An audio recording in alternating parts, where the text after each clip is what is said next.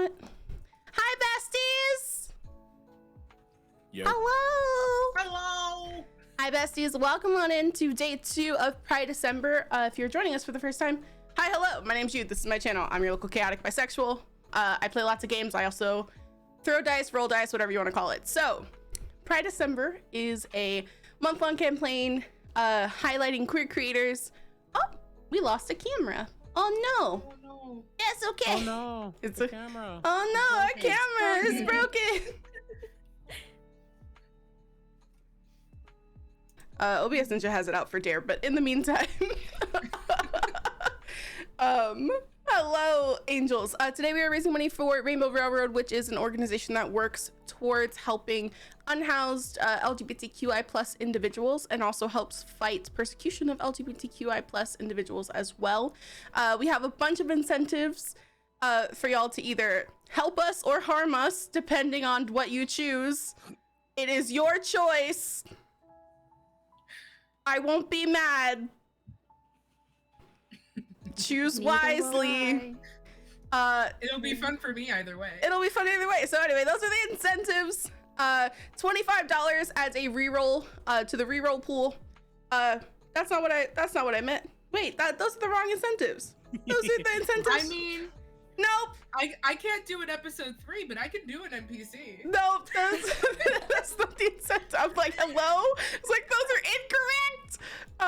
I will read you the correct incentives. $25 is a reroll for our DM.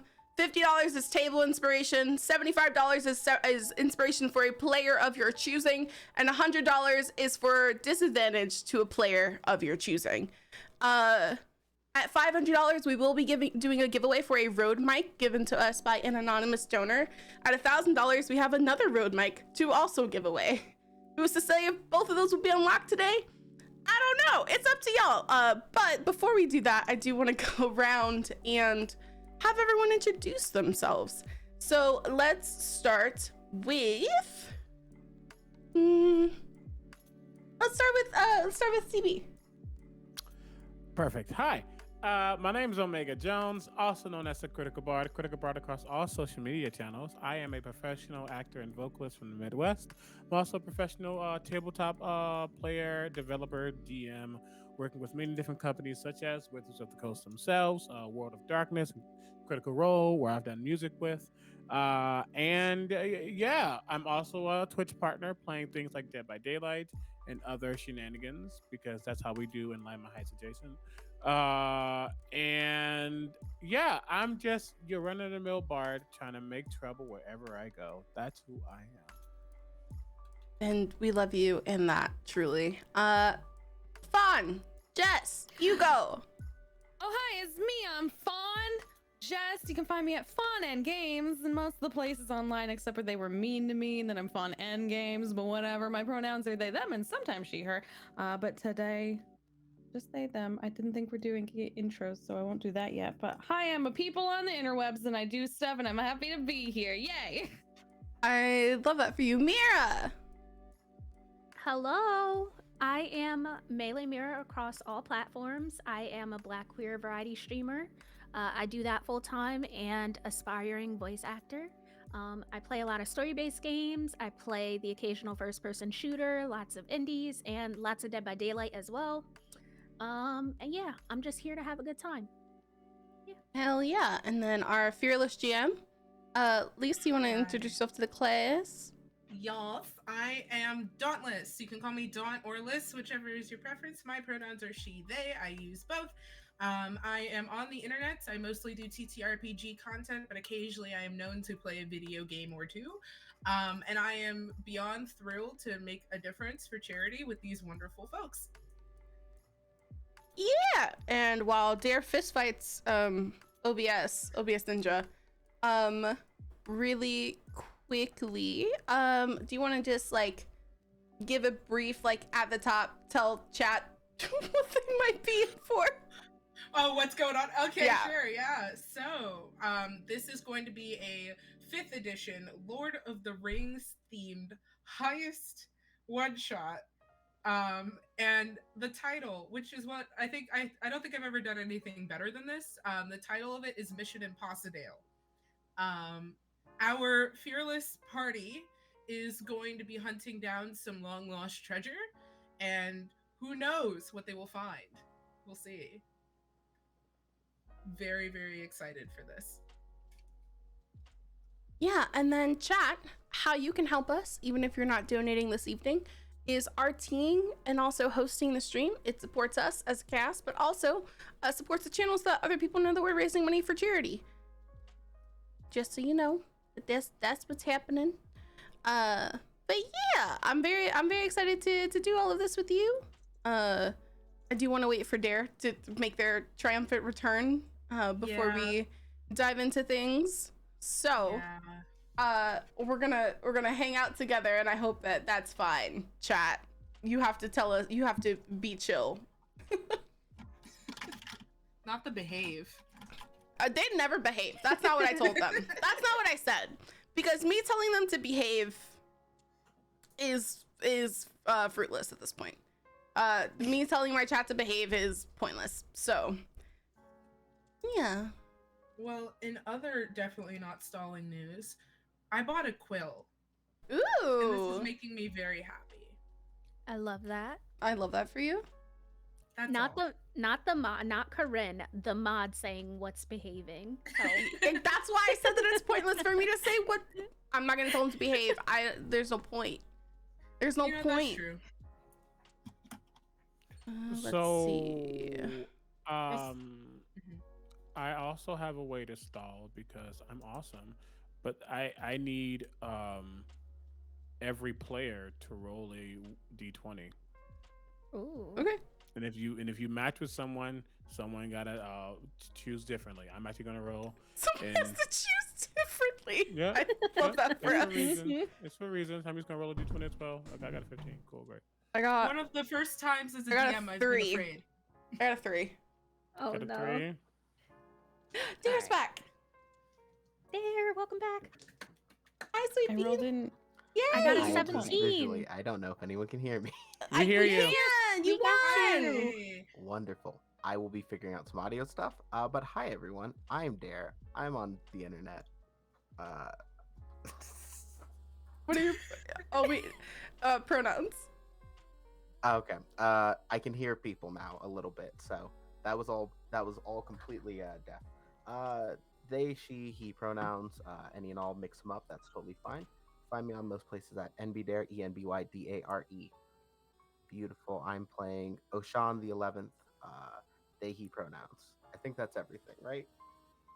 Yeah, that's everything. Someone just donated. I heard it very quietly in my headphones. You're correct. Someone did CB. donate, which is why I needed y'all to roll a d20. Ah! Excuse me. And then I need nope. Liz, can you roll a d20 for me? Sure. Okay. That is a 13. Okay. What was your number, Amira? 17. And Dare, if you can hear me, can you roll a d20? I don't know Oh. if Dare can hear. They're frozen again. Oh no. no. Oh, there we go. Who's frozen? What's No, happening? No, No you're one's fine now. You're frozen, fine now. don't You're worry. fine now. You're fine now. Don't leave us Don't again, panic please. yet. Don't panic yet. I can sense fear. Be cool, everyone. Be cool. I'm just saying, if you can roll a d20 for me. Dare.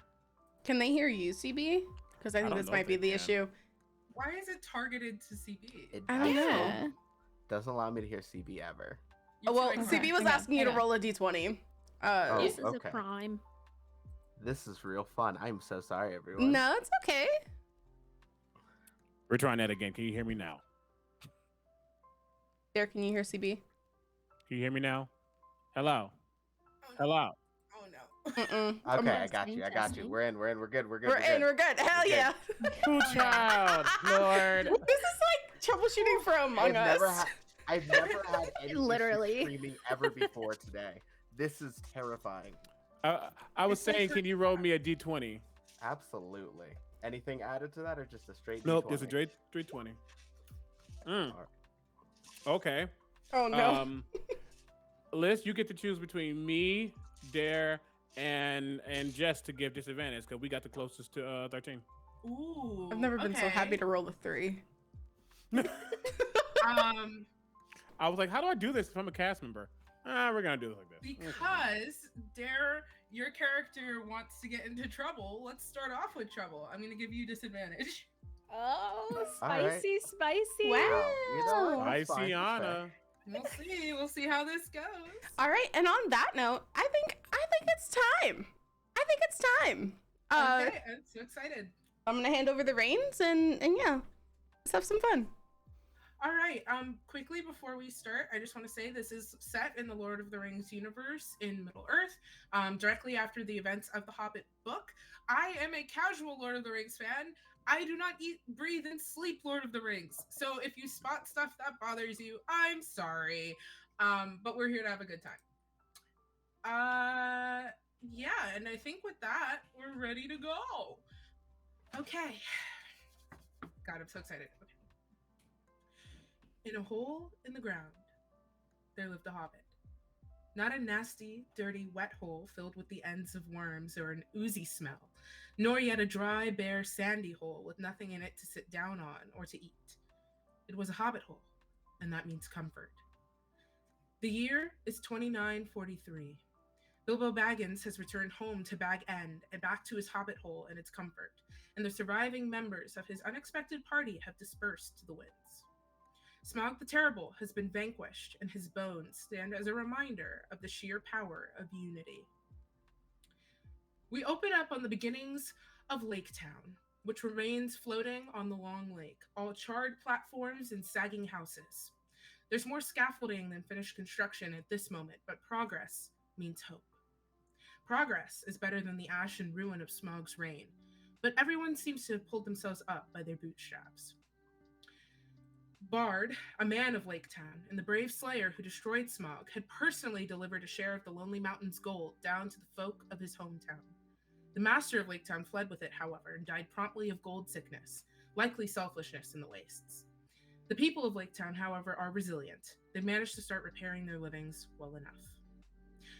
Zooming in a bit closer, Lake Town is a melting pot of humans, elves, and the descendants of the folk of Dale, that proud city that's now in ruins at the base of the Lonely Mountain and just barely visible in the morning sun.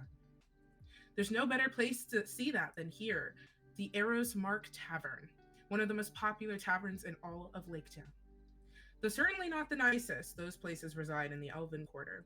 Arrow's Mark is where those nearby and those with sense come to shed the day's load and share a drink. Arrow's Mark was only recently rebuilt, having been burned to the ground by the dragon's rage, but it's already being broken in. You're in a dimly lit space at the moment, with flickering lanterns riveted firmly into the rafters. Sections of the unfinished roof have buckets and basins hanging from the rafters on rope as an attempt to catch bird waste and errant rainwater. Behind the counter, 2 barkeeps hold down the float. Right now, though, that's not the sole reason for Arrow's Mark's popularity. People come for the drink, sure, but they also come for the work. If you know who to ask, you'll find something, especially if the job board posted outside isn't enough. It's crowded today in Arrow's Mark. The construction crews working on Lake Town's more damaged sectors have already made their way here.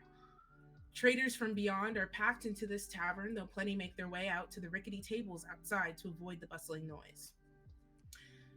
You are all spread amongst this relatively welcome chaos. None of you necessarily indigenous to Lake Town, but settled in all the same. Let's start with CB. Introduce your characters for me.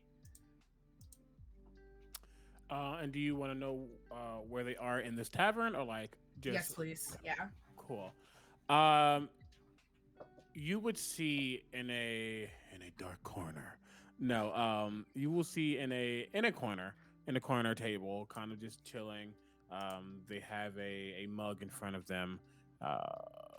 It's probably an old mug, but it does the job. And there a single digit is on circling the rim of the mug. You can notice it's a little sharp of a nail. As the camera pans up, you see they're wearing what seems to look like a fur-lined jacket. No shirt underneath.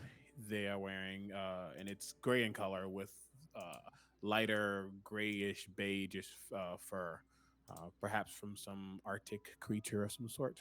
Maybe, who knows? Um, Gray black pants with a couple of belts going around their waist, some useful, some fashion, with some boots at the bottom.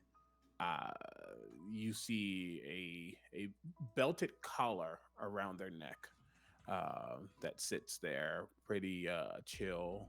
Um, it's a choice. You see a grin upon their face, two small silver hoops in their earlobes, which are coming out to a point. No hair upon their head, completely bald. Though they do have almost a glowing around their eyes that in some ways seems like it can just be makeup that's shimmering in the light, but in other ways it looks a little too natural. Black brows, though right now their eyes are very muted, like a brownish orange. Nothing seemingly different about them, other than the fact that there's a slit instead of a circle in their eyes. And they do have a scar across their nose, a scar over their eyes.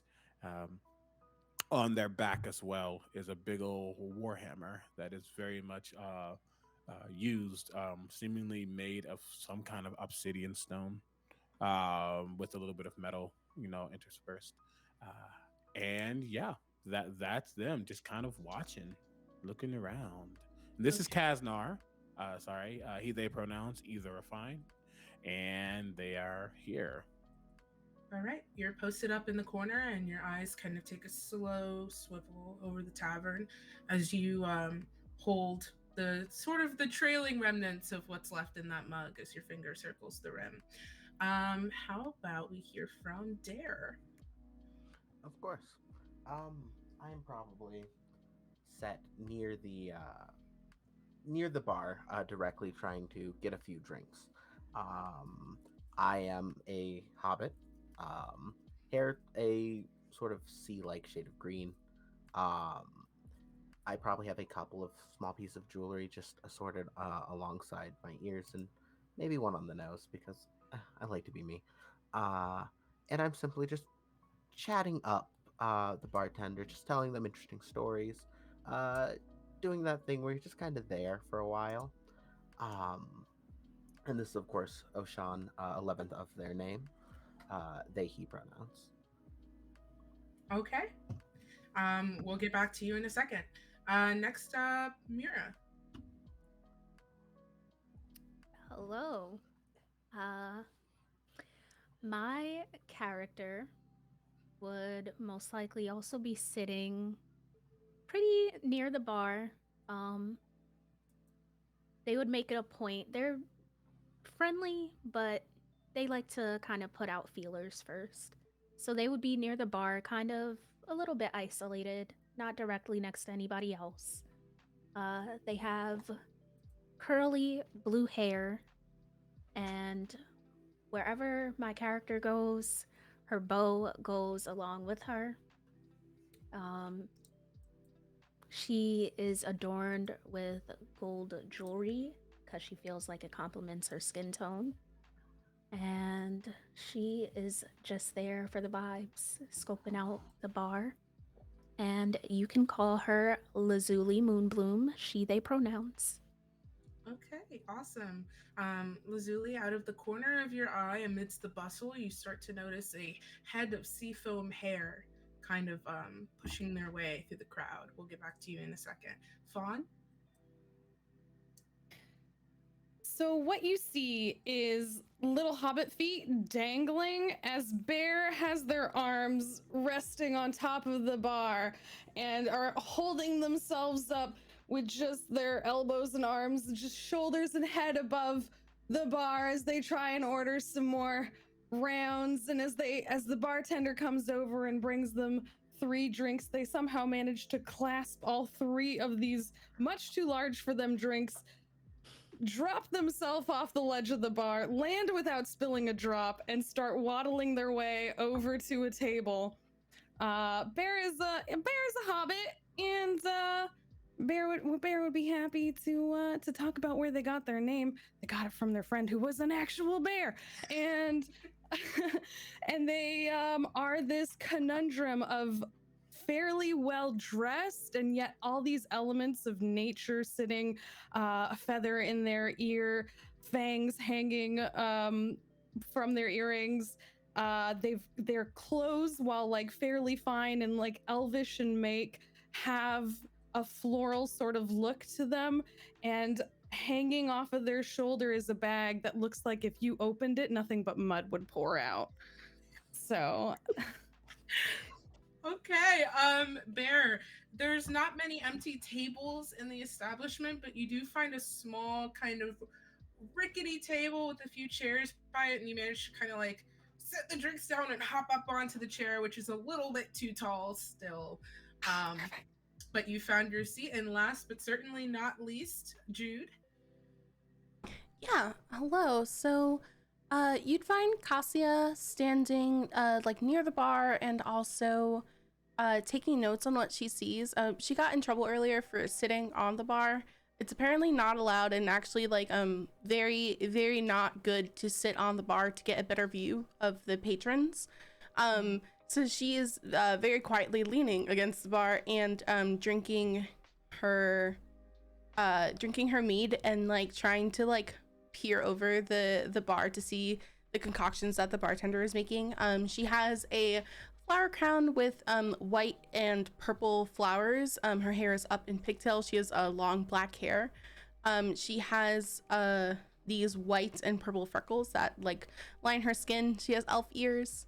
And she's in this very see-through kind of shawl with just like a plain black dress underneath. And if you look at her, she just has like a bunch of like layered necklaces, kind of like chokers. And yeah, that's Cassia. Her pronouns are she, they. Nice. Okay. So we'll actually begin kind of at a group perspective. All of you, though from very different walks of life, only a couple of you actually fit in necessarily among the folk of Lake Town, and even then, our hobbits are just a smidge of a sore thumb. But I feel like all of you have sort of, in one way or another, embraced the way that you stand out among these crowds. Starting with Cassia.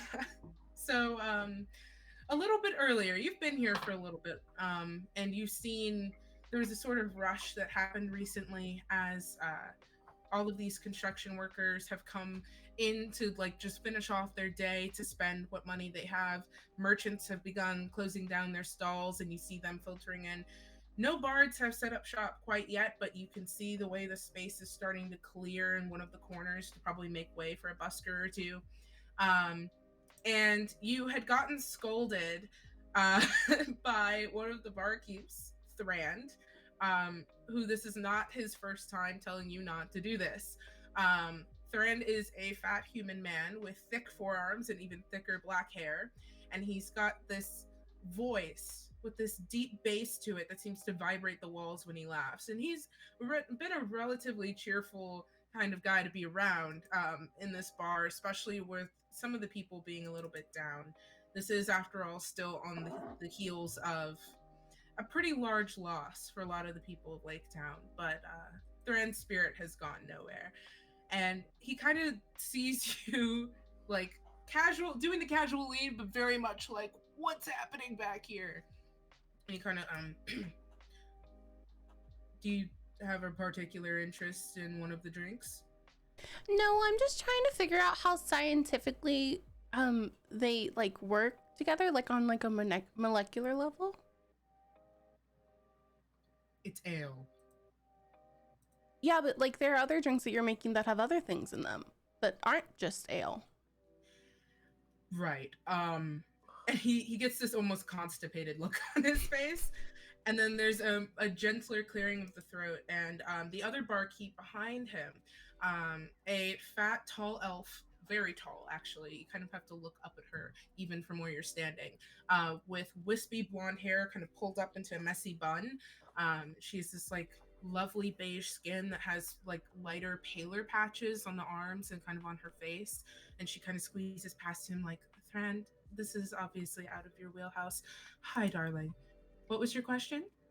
Oh no, I was just taking notes on the drinks that the Rand was making, because it I don't know. Sometimes it looks like a science experiment. Thran isn't great with the fancy drinks. He's mostly here to pour and serve.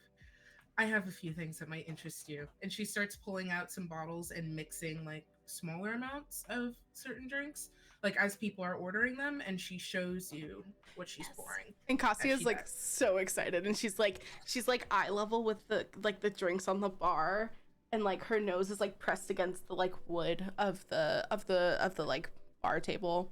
And she's just like very enthralled with all of this. Like she's very thrilled and has forgotten about her disappointment that the Rand has asked her once again to not sit on the bar.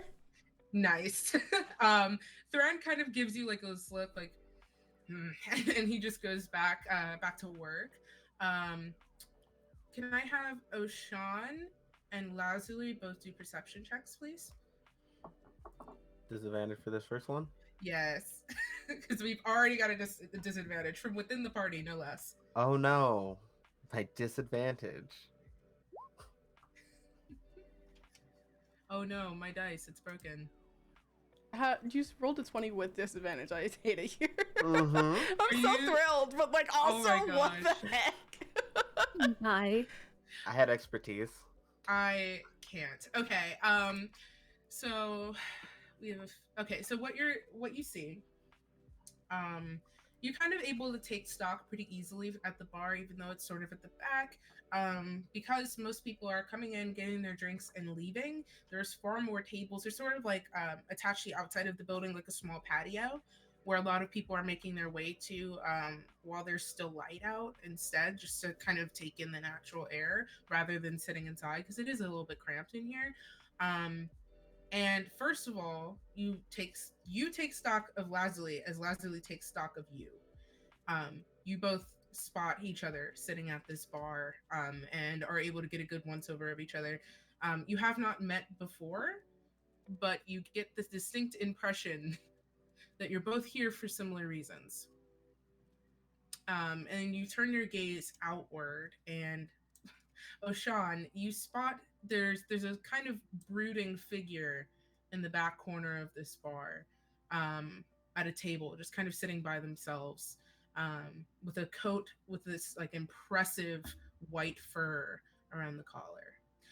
You also take stock, and Lazuli, you notice this as well. There's another figure not too far away, table not necessarily shrouded in shadow, but certainly out of the way. A figure in a green cloak that's have their hood pulled up, and they're sort of hunched over a mug, and you see them turning it in their hands. Going over to Kaz, you also take stock of this figure in the cloak, and very easily from your vantage point, a wide series of events. You see the elf, who looks distinctly different from most of the elf patrons in here, pretty much halfway up on the bar, just watching. And also the pretty overzealous hobbit that had gathered enough drinks for several people, and making their way over to the corner as well. Nobody really seems to be paying much mind to you, but you have a really good stock of like who's in here right now at the moment. Does this figure in the cloak seem like specific? Do they seem like they're doing something with intention, or they're just another patron? They're kind of hanging out, but something prickles at the back of your mind for you specifically, Kaz. We would say you're an opportunist. Yeah. Yeah, and you have heard, in the absence of Smaug, of a certain je ne sais quoi opportunity up in the whereabouts of this area, and you know that this is the sort of place to be to get information about opportunities. This figure is kind of in a similar way to you, looking around and doing a scan, and then going back to the sort of hunch. Does it seem like they are expecting others, or does it seem like they are also wanting an opportunity as well and just trying to waiting to see for something to happen? Roll me an insight check. That I can do. As I watch him, my brownish orange eyes suddenly flare, very bright orange red, as I cast guidance on myself. Okay. With this Hell insight, yeah. and I also wait. What? When do I have? What do I have left Really for? quickly, I messed up and made the Google Meet on the wrong account, so I made another link, and it's in our Discord if you want to join that Google Meet link instead. Okay, I can do that. No worries. I'll do this real quick. Blah, blah, blah, blah. Black. Sorry, just making sure this in before I keep talking because accessibility is important. I think I did it. Yeah, I'm just waiting to get let in. Can you try again, CB? I don't know why it just worked on me. Oh, the audacity. Yeah. Enduring This Price isn't number. Audacity. This is Meets. Stop it. This is me. Nice. I'm All right, sorry. there we go. No, you're fine. All right. So, with that, yeah, my eyes glow orange red for a second as I kind of just boost my own ability to see through things. I also have advantage on insight checks, just so you know. Okay. Don't be a butt. Don't be a butt. You're gonna be a butt. You are being a butt, and I don't appreciate it. That's fine. There you go. Okay. 23 plus plus a guidance roll plus a D4. Whew, 27. Oh my god. Wow. Okay. Because of your vantage point in the room, it's very easy for you to just sort of size this person up while maintaining some semblance of subtlety. You get the idea that they're waiting to be approached, not necessarily hanging out. There's something very to the average eye, it would appear like they're just chilling like this, kind of almost like a nervous disposition, but you catch moments where it falls away. It seems very intentional. Gotcha. Cool. Then with that knowledge in my mind, here's a toothy. And he will stand up and kind of dust himself off, leave the drink there because it really wasn't that good. And he will walk over to this individual. I'm assuming they're at a table. Yes. Yeah, he's going to sit right next to him and look at the bar, not even look at him, and say, "So, are you who we go to for a little bit of fun in Lake Town?" The figure kind of just chuckles a little bit and goes, I have been known to indulge in a bit of fun now and then. And that they kind of tilt their head just to get the slightest peek of a face, pretty obscured by the hood, but you catch a flash of a green eye and a very enticing his implications, a smirk. And we'll catch up with you in 1 second. Bear. So, are you drinking all three of those drinks? Not necessarily. If I see someone else that looks thirsty, then I'm happy to share. Like, that's part of the fun. But if not, then they're all for me, and then I feel good about not having any friends, and it's fine that way. So, I love Bear so much. Okay. As you're deciding, because you have these three drinks and you're sitting in this chair, there are a lot of people passing in and out. Nobody seems particularly in need. Most of the people here without drinks are either in conversation or passed out.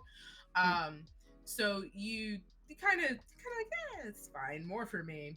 Can you roll me a perception check, please? yes, I can absolutely do that. Ha! Pretty sure I've gotten the lowest roll so far. That's a 10, and I have a +6. So Okay. busy. Got these drinks. Bear, you're not in civilization much.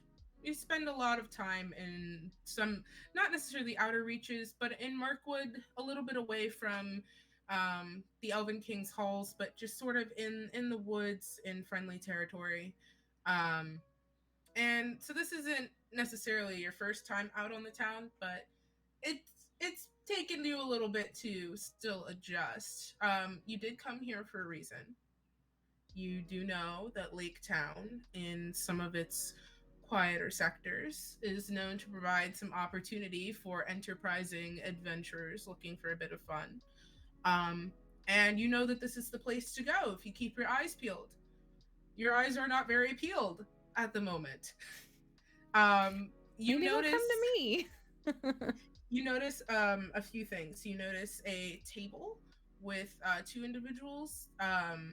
You notice this sort of tall figure that's seated next to a figure in a green cloak. You also notice a different table with two people in black cloaks having a hushed conversation and kind of looking at each other and looking around the room. And you're like, it occurs to you that one of those two groups probably has an opportunity for you, but you're not sure which one. I mean, I'm already having one of these drinks, but there are two more drinks, and there's two people there, and there's two people there. There Which are. ones look like they want drinks? You can roll me an insight check if you'd like to I'm see. not good at insight. Okay, hang on. So much. Somehow that was better. That's a 14. All right. Little bit. You both of these tables are in pretty close conversation right now. But the two folks that are closer to you, the figure in the green cloak and the sort of tall, kind of like almost regal in a way. This figure almost has like a magnetic presence. They appear a bit friendlier, and you like friends. I like friends, and I You like like helping people. And often regal people don't like doing stuff for themselves, so I'm actually really helpful when it comes to that kind of stuff. So I feel like that's the perfect place for me to make friends. Okay. That table's pretty close to you. It'd be pretty easy to get there. Can I bring all my drinks? Yes, you Okay. can. I'm gonna scoop up all these drinks, and I'm gonna try and keep it very clear that one of them is mine, and then I'm gonna kind of walk over there, and like I imagine it's kind of chest height-ish, like, you know, Yeah. when you're like 3 feet tall, and I'm gonna like plonk the two fresh drinks down, and try not to like spill any, and then keep mine, and then slide mine a little bit back towards me and be like, "Hi, are you thirsty? I'm here to help folks, and you look like folks that could use some help." Kaz, this bubbly hobbit approaches, and the figure in the cloak kind of gives you a glance, and then the hobbit a glance, and nods for the hobbit to sit. And I grab my drink and like sit next to the person that nodded to me, because I don't think I've ingratiated myself well to the other person yet. Yeah, you know, how to say this? Kaz definitely watches and stares in the sense that just curious to know why you're so versus you as a person. But once this person tells you to sit, they don't say anything. They just are those for us. Oh yeah. I always get a few extra, and then I can share, and then if no one wants them, then I can have them myself. But you seem like you could both have, you know, might be thirsty, so here's some drinks. And then I like hold up my drink in the air, kind of in like a cheersing fashion. Not to clink, just to hold up, you know, like a the salute. cloak figure takes the mug that you just slid and gives you a head tilt in respect. Takes a sip. And I will also kind of stare at the drink for a moment before I reach out with my clawed hand. It's not really a claw, it's just longer nails. Reach it around the handle, and I'll hold it up. Thank you. Nice. Going over to Oshan. Up at the bar, the barkeeps are pretty busy, but they're also the kind to chat. And you are an enterprising hobbit in search of enterprise. And everyone who knows how to talk knows that the best way to find out anything is to chat up the barkeeps.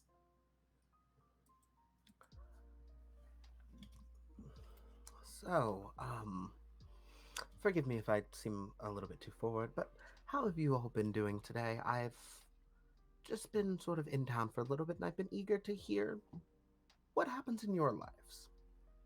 Um, so the more femme-looking barkeep is kind of occupied with another patron at the moment. This elf who's very, very intrigued by the drink making. So Thrand, the burlier male barkeep, kind of shoulders his way over a little bit and goes, well, business is business. Still building back up, but we're finding our way back on our feet." I I can take it, and forgive me if I am happening to assume a little too much. I would not be shocked if business has been hurting a little bit, and sort of trying to recoup funds after everything is something that you'd be in the market to do. Perhaps. Have you heard any sort of enterprising business people interested in helping maybe recoup their own losses, so to speak? He kind of looks around and then leans in a little bit on the bar. And then he points with this just one meaty hand, like a baseball mitt, just kind of past your face. And you follow kind of his finger where it's pointing, and there's this table. And you have two people who look like they've dealt with sort of, I don't want to say underhanded, but they've dealt with their own business and dealt with it well. A cloaked figure and a tall, regal sort of figure that's next to them in a nice coat with a fur around the collar. And then the bubbliest hobbit you've ever seen in your life. Points over to that table. Listen, I can't. You didn't hear it from me. Of course But not. talk to them at that table.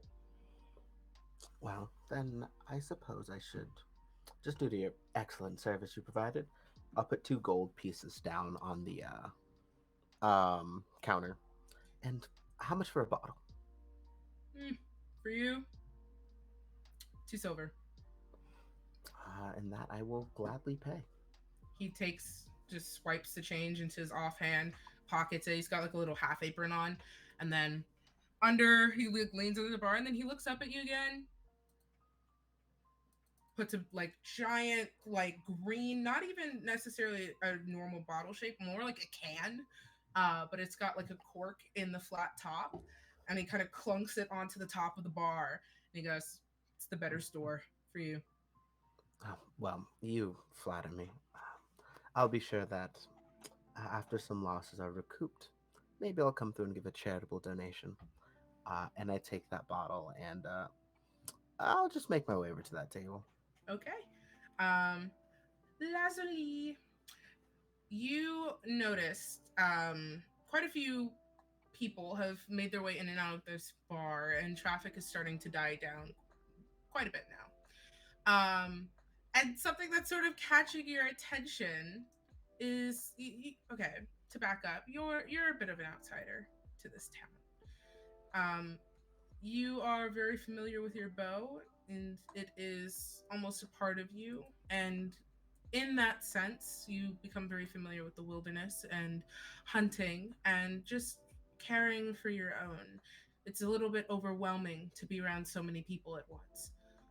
But your eye is caught by the elf that's sort of next to you, just a few seats away, as she's chatting animatedly with the other barkeep. And she just seems very joyous. There's something similar there. Your lineage just it comes to mind when you look at her.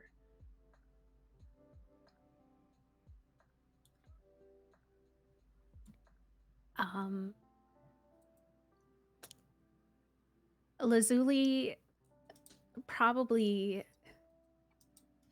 I feel like she would probably make like a, not like a snide remark, but she would definitely say something kind of tongue in cheek, like, must be something in the water here. just very curious about why this person is so bubbly. Just just kind of taking in her surroundings, probably sipping on a beer as well, and just trying to gauge this person that's next to her. Cassia, roll me a perception check. Okay. I don't even know what my perception modifier is. Please hold. It'd probably be good to know what my perception modifier is. I got a nat 20. Nice. Let's go. I love it on these dice. It has a little heart. If you roll a nat 20, it's really cute. That's adorable. Okay, you are in just deep conversation with this other barkeep who you've learned her name is Talviel. And she has shown you about 3 different drinks and kind of broken down how she mixes them, because they're not traditional human drinks. They're actually elvish drinks, and they bring in the ingredients themselves by means of trade. And as you're in conversation with Talviel, in true ADHD fashion, 1 second you're in conversation, and the next you hear from just a little bit over, something must be in the water here.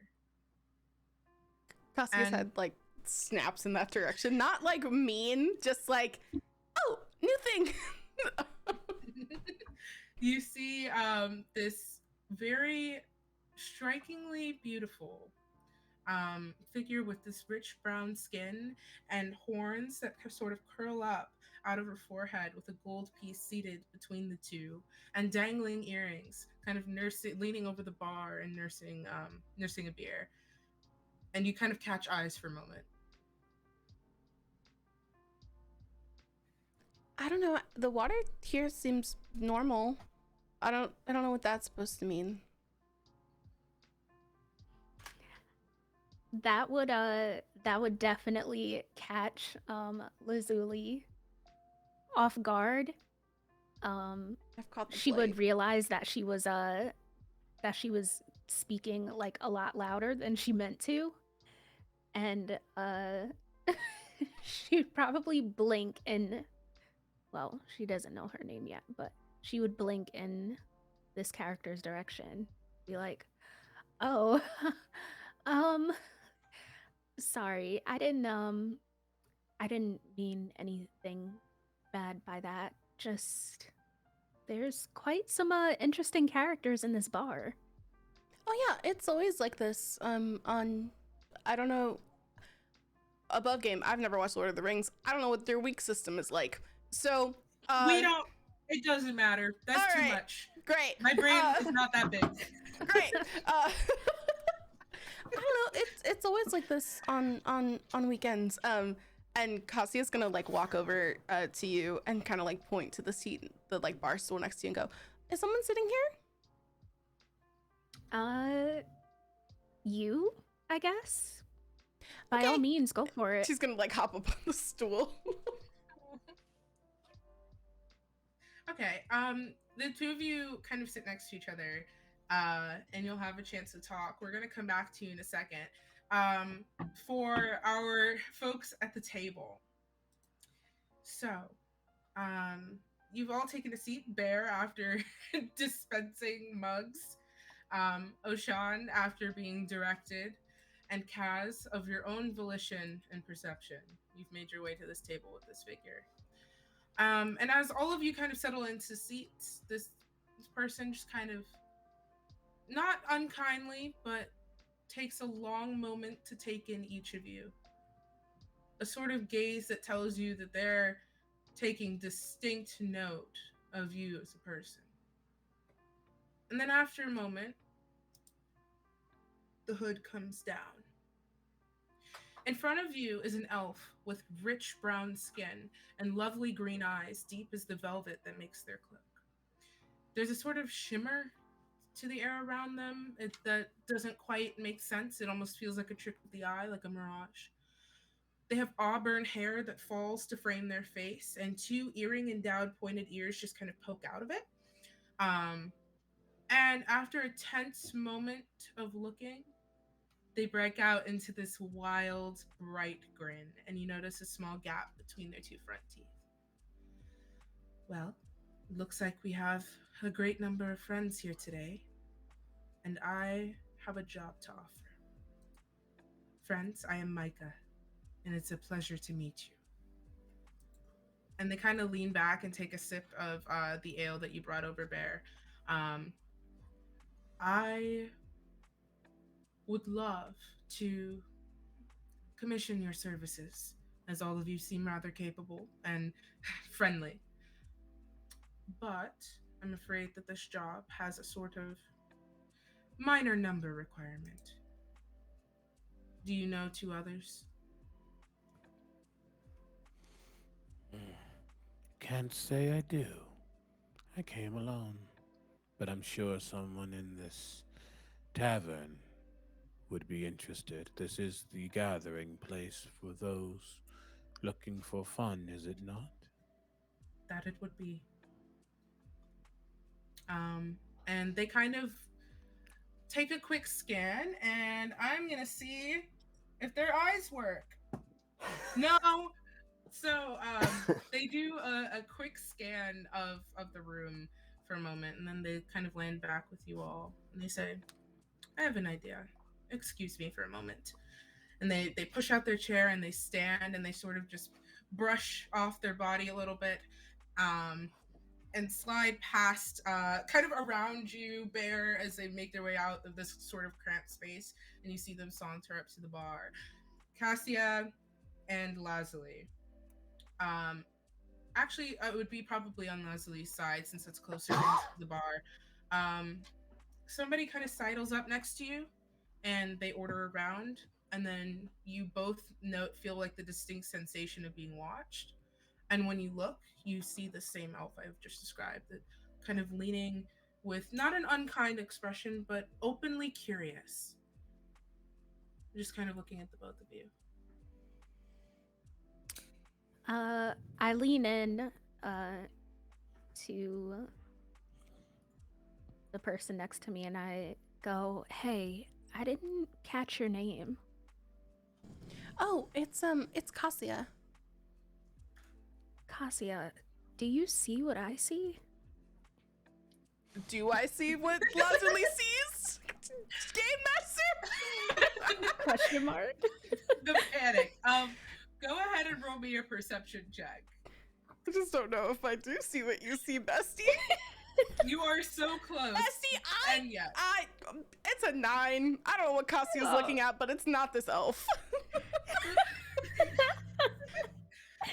Leslie, your answer would be no. Okay. So Cassia's gonna go, wait, no, what do you see? I think we're being watched.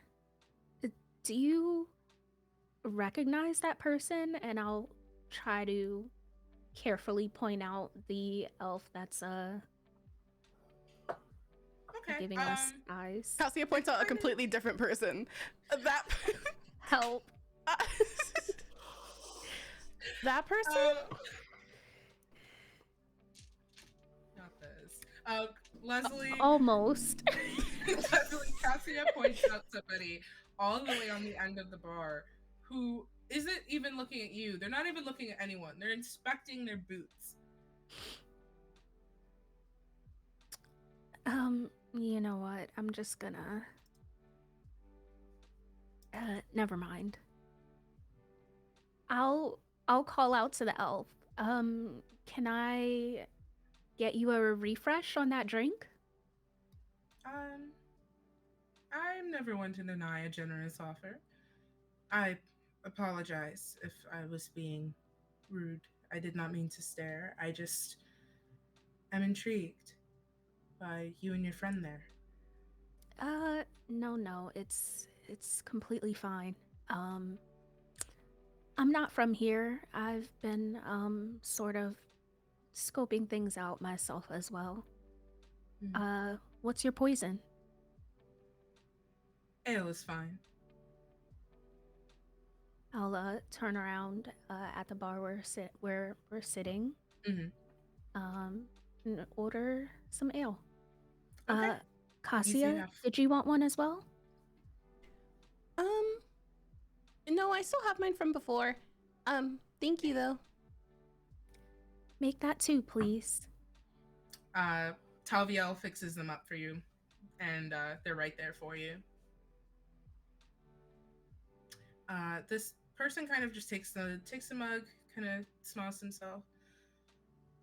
Listen, you both seem like out-of-towners, and I mean that with no offense. I myself am an out-of-towner. And I'm in the business of offering opportunities to out-of-towners. Would you be interested in a job?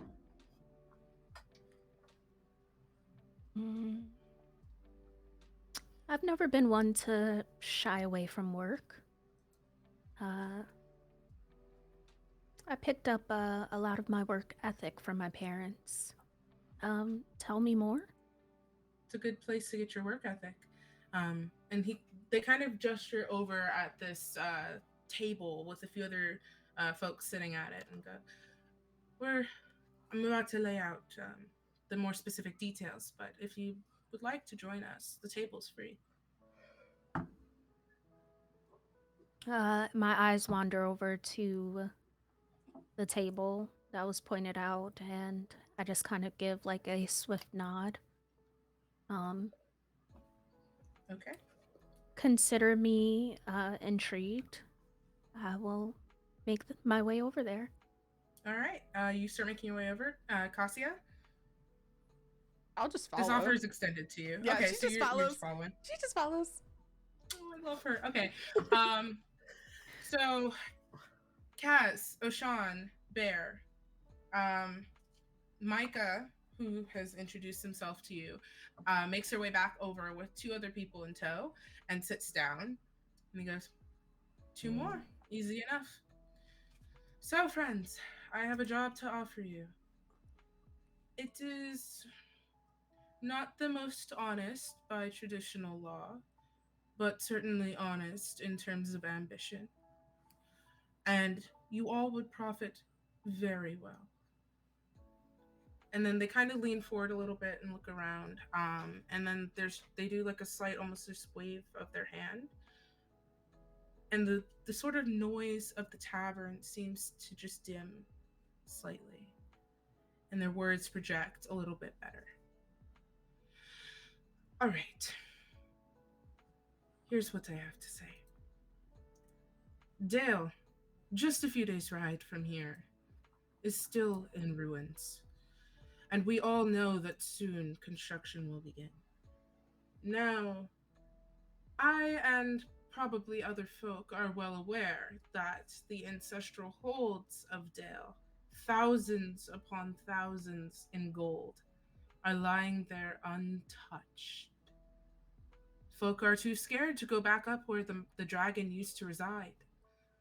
But if you would consider yourself brave, there's a great take that no one will miss. In and out, no one will even know we were there. I have more details, but I don't want to give out too much ahead of time. Thoughts? So the not so honest part is just that it's lying there and it's not really belonging to anyone. That doesn't feel too dishonest. Like that seems, it doesn't have anyone's name on it. And you don't want us to go all the way to the Lonely Mountain, right? Oh, no. Dale is at the foot of the Lonely Mountain. We wouldn't be doing so much as a gentle uphill hike. Well, its farmer resident is no longer with us, so why not go stake out this new home and take what is going to be ours? I like the way you think. Everyone else? Yeah, I mean, if no one's claimed it, I don't really see why not. Okay. And we're like super sure there's not like another dragon, right? There's not like, there wasn't like a second dragon or anything. We're pretty sure. Are you right? asking me or are you asking Micah? No, I'm asking a character. Bear is asking Micah. That just how the player panicked to it. I was like, oh no. I am 85% sure. I have a question. Do magical dragons and like fey dragons speak the same language? Let's see if they would know that. Actually, they might. So, oh wait, how is the okay? Silly question. How does the reroll thing work? You can just Because I see reroll there's- whatever you want. Oh, I get to choose. Yeah, no. It's your reroll. The $10 reroll for the DM is literally just for you. That's so cool. I thought I had to re-roll as many as we collected. I was like, oh god, okay. I do believe they do. You have Okay. interest in fey creatures. Oh no, like I've spoken to fey dragons before, so I was wondering if I don't. Never mind. And she'll like just like realize that she's going on a tangent and just be like, no, I'm Okay. good. Well, I can promise you this: if we do encounter another dragon, at the very least, it won't be fully grown. We would Okay. have a chance against it. Okay, and they kind of clap their hands, and the I sound. believe someone has a question. Oh, Looking at Oshan, who had their hand raised. thank you. I'm not the type. Oh, you're doing excellent. I'm not the type to necessarily concern myself with potential risks involved, but who's to say there isn't another group of people who's already considered the same thing and currently making pace to do this as we speak? There might be, but and they kind of do that same slow tracking over the entirety of the group. I do believe we have a better party here, anyways. I have faith.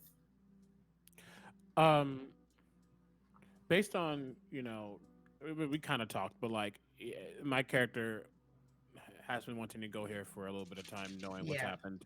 Have I heard anything about anything else that might be trying to come up? Any competition, anything like that? Go ahead and do a general history check for me. Oh, that's not a good noise. When you have a +0, and I'm not going to guidance it because it's just I don't believe in guidance in every single roll. No. No. No. Okay. Oh. No. All right.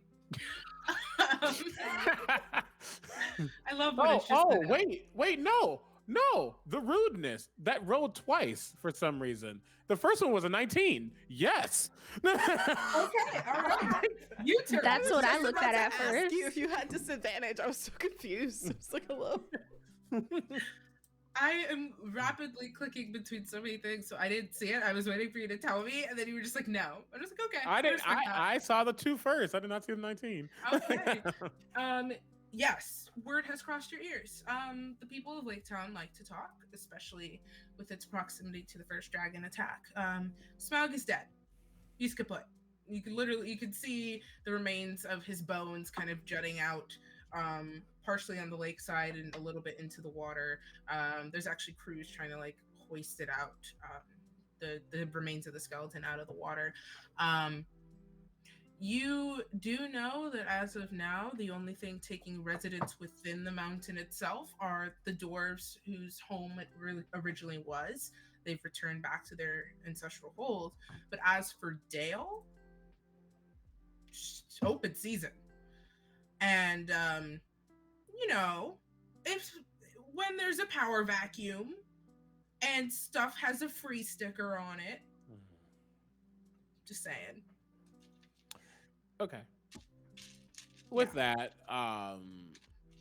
he kind of chuckles, and in Primordial, he just happens to say, not Primordial, sorry, Infernal. He just happens to say, the dragons were weaker anyway. Damn, that's so cool. Okay, so I am such a nerd about characters. So, Micah kind of he they lean back a little bit, um, and they rustle. They have like a sort of satchel at their hip, and they rustle and pull out a little bit of parchment, and then they roll it across the table. Um, okay, to lay it out for you more specifically, I will outfit you with everything that you would possibly need for the journey, and help you avert the suspicion of the guards. Dale is quite literally an untapped gold mine. Generations of gold, gems, arms, artifacts lay untouched beneath the rubble. Anything you could dream of is there. Bard and his folk want to start reconstruction within the next few months or so, which means now is the time to act. And they kind of take this larger blank piece of parchment, spread it over the smaller ones that they've pulled out, and mutter a few words under their breath and pass a hand over it. And the surface of it shimmers and shifts, which is a bit nauseating to look at. But then a clear image appears. There's a map. And it's sort of drawn more with the skill of an artist than a true cartographer. You get the sense that the scale is a little bit whack, but it's reliable enough. And you see a just small inked out appearance of just a main road curving up to a small crudely drawn little mountain, and at the very base of that mountain a very large X, and there are a few other things marked out on this map which we'll get to in a little bit. They kind of drag their fingers along that road. You'll follow the main road out of Lake Town and through the old ruins of Old Esgaroth. You stick to the road, especially as you pass through the outer edges of Mirkwood. You can't be too careful. It'll carry you up to Dale at the base of the mountain, and it should be a few days journey at most. And then they roll that up and hand it off to. They kind of like do one of these, like they're not sure who to give it to, and then they actually pass it to Lazuli, and then just kind of. You seem like you know your way around a map and perhaps some tracking for you. Now, I have arranged a wagon that can hold a considerable amount of cargo, as well as necessary provisions. Whatever you can take from Dale is yours. I only ask for a modest cut of 1/6, an even split. It's a finder's fee, plus the services I will render here in your absence. No one goes up to Dale unsupervised, after all, so I will deflect suspicion while you do the job. Are you sure there isn't something else you want there? There's a difference between going to get treasure and gold. You can steal that from every man across the street. But this is a little different, a little more specific. I'm not judging, I'm just curious. Well, since you mentioned it, there is a specific something I had my eye on. I believe that one of the old dragons of Mirkwood left a very precious treasure up in the ruins of Dale, fleeing from its home after Smog rained its last terror down upon the humans who live here. I would just like to see if my theory is correct. That's all. And what does this thing look like? Feel like? What's the essence of it? You are looking for large object, probably about this big. Heavy. Looks like it's made of pure jade. There could be any number of them. As many as you find, bring them back. I know there is at least one. He kind of nods and sits back, seeing if anybody else wants to speak.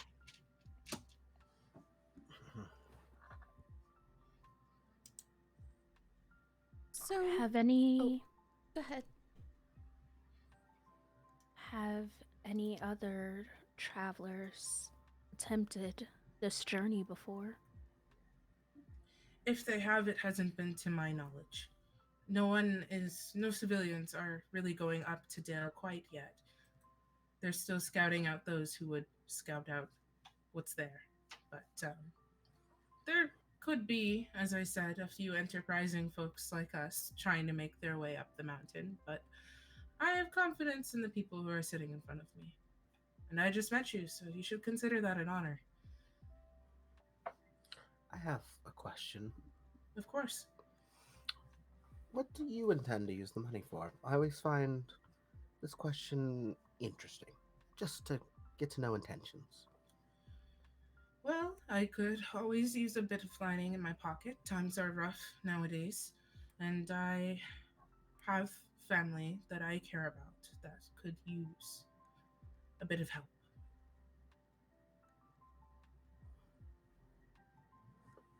I have to let ask if I have to ask if that's a lie or not. Okay, I'm not roll going to insight. speak on it. I'm just curious. You can roll I'm insight also if you'd gonna like. roll insight. Okay. This one will be with guidance, so they will see a flash of their eye when they speak. Okay. What that means is up to them, but that this is something visible. Come over here, black. Plus, dang, I am doing good on insight today. Let's go. Let's go. Okay. Another 27. Nice. And Oshan, what'd you get? I got a 9. Okay. Also, can you guys do me a favor? Just call out the rolls. Yeah. It just help me out. Okay. So I sometimes I'm looking, but not always. Okay. So, Oshan, they appear to be telling the truth. You do notice there's a depth of emotion laced into what they said. They appear to be truthful. Kaz, they don't appear to be telling the whole truth, but what they said does seem truthful. That he doesn't say anything. Well, he does say something after he looks around and sees if anybody else is going to say something. If they don't, he says, "So when do we go?" Anyone else want to pipe up? So, is Dale like a magical place? Is there magic there? I've never been there, so that's why I'm curious. Not magical in origin necessarily, but anything built in proximity to the dwarves does have a bit of spark to it. I'm sure you could find all sorts of magical artifacts there if that's what pleases your heart. Okay. And Cassia will just nod. Okay. That's what she's after. She's after things to get her back into the Feywild. So that's where she is. Oh, hell yeah. Okay. Anybody else? No, Bear was just gonna add to what Kaz said. Like, oh, that's a really good point. Like, you said other people are doing this. We kind of want to do this quick. There's a due date. There's a due date on this assignment, huh? Well, yes. Not necessarily a definitive timestamp, but we do need to be aware that they are trying to begin reconstruction on Dale. The longer you take, the more chance you have of running into guard on the way back, and they will recognize the stolen stores. Okay, so we'll be in and out. In and out. No issue. Looking All right. for big green rocks. They sort of lean back again, and they say, "All right, before you go, because I will walk you to where you need to be, I have an offer. I like to do this with all of the folk that I work with to make sure that they feel comfortable in what they're doing. Now, you could go and bring me back what I've asked for, and I will compensate you additionally on top of that. Can't say how much quite yet, depends on another job, but you each will see a wealthy store, at least 100 gold each, on top of what you can take from Dale. Or, for no additional cost, I can accompany you on your journey. I understand sometimes more hands in the pot can cause some disturbances. If I stay, I will provide you a way to contact me, but it will be up to you to describe what aid you require. If you take me, my services will be at your disposal. However, that's one more body to keep a watch of. So, your decision, friends." either way, I will make myself useful. I mean, is there anything you could tell us there that you can't just tell us here? Not necessarily, but I do have a sword to offer.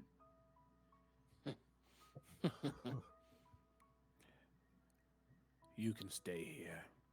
I wouldn't want you getting. And he says this, and it might sound kind of sinning, but it doesn't. It's not meant to be that way. But he said, "Don't want you getting hurt. You are, after all, the one paying us in the end." They kind of just like hurt. That's funny. You do have a point. All right. Well, I will. And Can I do like an Arcana check on this person? Yes, you may. Sorry, I was looking at my character sheet. That's why I was quiet. I was like, No, you're fine. They kind of, as you're doing this, so just go ahead and roll it and hold on to 17. that number. Oh, okay, yeah. perfect. No, you're fine. You're fine. That's perfect. So you get a distinctly magical aura off of this person, not just something that they're carrying, and it's pretty strong. So Cassia's gonna like speak up and kind of just go, I don't know. They could be useful. It's always nice to have someone who's either been there before or knows the mission intimately. Are you afraid that you can't handle it yourself? No, that's not what I said.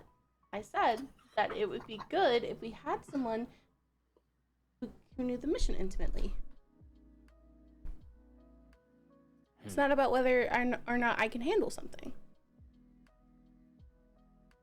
No, that's a valid point. You know, having more friends, party, usually pretty good. But also, like, turn to like Kaz. Good point about the money, though. You know, we want the one, you know, hiring us for this job to stay safe, and also, I feel like it'd be a communication issue if there was something they could have told us right now. Like looking up at the person, if there is something you could tell us right now. Well, if there's anything missing, ideal communication would be you tell us right now. But they are thinking on it for a moment. Cassia's gonna like lean on the table and like she's kind of like leaning on the table like with her elbows just on the table, and she just goes, well, if we're gonna pay them 1/6 of the money anyway, why would they just not come with us? If I may. Yeah. We could have somebody here sort of dissuading any would-be groups with equal idea fancy as us. We don't want any competition on the way back down, is mostly what I'm worried about. Okay. So, a decision? Cassia will concede because she's outnumbered. Okay. It's funny because Kaz is just like, I really don't care, but Ozuli's the same. She's just very indifferent at this point. Vibin. Okay. Then so it shall be. Let's get you outfitted. And they sort of stand up and kind of gesture for you to follow. And you notice that, so they had kind of quieted the din of the tavern. Not like actually, but like the sound had filtered out in a way as normal life kept bustling around you. And as they stand, you notice it, noise picks back up again. And they start just kind of sliding their way through the crowd to the front door. And I assume you all follow. Mm-hmm. Okay. I'm gonna finish the drink that I had, and as I finish it, I guess like blow, just a little bit, and that's like a slight scorch at the edge of the mug, Mm-hmm. and I guess walk out. Nice. Okay. As Cassia's leaving, she like waves really animatedly at Byron at the bar. She goes, bye, Byron, thank you. And she'll leave. Bye. Okay. And then you make your way out. So Micah sort of leads you through a few. Lake Town doesn't really have roads. It's all built on the surface of the long lake, which literally is just a gigantic lake. It's like Michigan, but bigger. And they're just sort of these platforms. And Some of them are wide enough for one person to pass through. Others are wide enough for hand-drawn carriages and carts. Some of the platforms kind of creak and sway slightly as you step. You sense some of them are older, while some of them are just being rebuilt. And you arrive pretty quickly at a storefront. The sign has been completely burned off, as are sections of the upper floor. But it seems like Micah knows it well enough. They push open the front door and a small bell rings as you make your way inside. On the side of the building, just as you pass within the doorway, you see a large covered wagon behind two sturdy looking horses. These are units of horse. And they're hitched to a post and kind of locked behind a piked fence right at the moment. It's small and a bit dusty in here, but certainly chock full of goods. And behind the counter, a human woman with slick black hair and kind brown eyes and an incredibly muscled physique just kind of is wiping down the front counter a little bit gently as she looks up as the bell rings.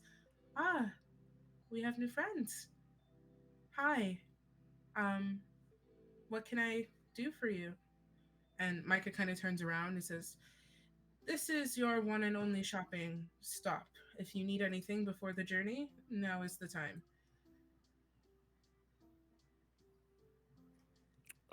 Does it seem like more of just a simple like convenience store type of? I say convenience store, convenience shop, if you will. Like, if you need like ammunition or like rope and stuff like that. That at a first glance, yeah. If you're looking for something more specific, you can always look closer. But it does appear to be a general store. Cool.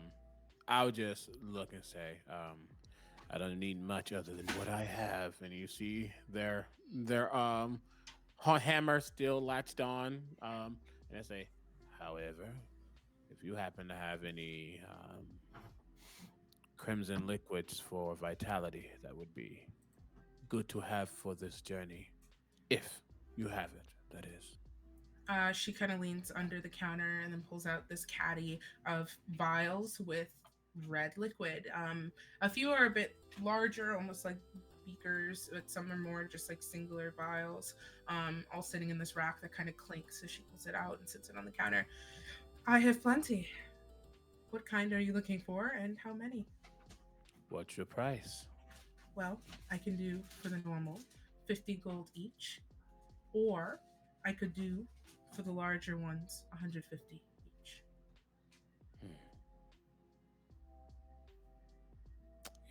Yeah. He'll pull out the 50 gold that he has actually and say, Okay. I'll make this up very quickly. Uh, You'll get a regular one. Okay, she passes you a small vial. You can add a standard healing potion to your equipment. You can get rid of my money. Bye. Yes. Anybody else looking for anything in particular while we're here? I think Cassia's looking for like any kind of like protective equipment. Like she has armor that she's infused already with like her artificer magic, but like anything that can like help her fight would be great. Okay. Go ahead and roll me a general investigation check as you're looking around this store. It's very bodega-ish. Like, I love that for there's us, just truly. a lot of stuff. Love Okay, that. but everywhere. is there a cat? Yeah, is there a bodega there's- cat? Of Yeah. course, No there's a. problem. Look at me. Of The cat course is the there's a cat. manager. The cat's Cat the is manager. I rolled a 17 on that investigation. Okay. You look around, and you do spot kind of Sir? off on the far wall. Sorry. Speaking of cats, off on the far wall, you do spot a few shelves that look like they have like bracers, a few like racks of weapons, all sorts of things like that. All right, cool. I think I'm gonna let other people go while I figure out what I want to do. Okay. Anybody else looking for anything? Do you have anything sweet? Yes. Are you looking for anything specific?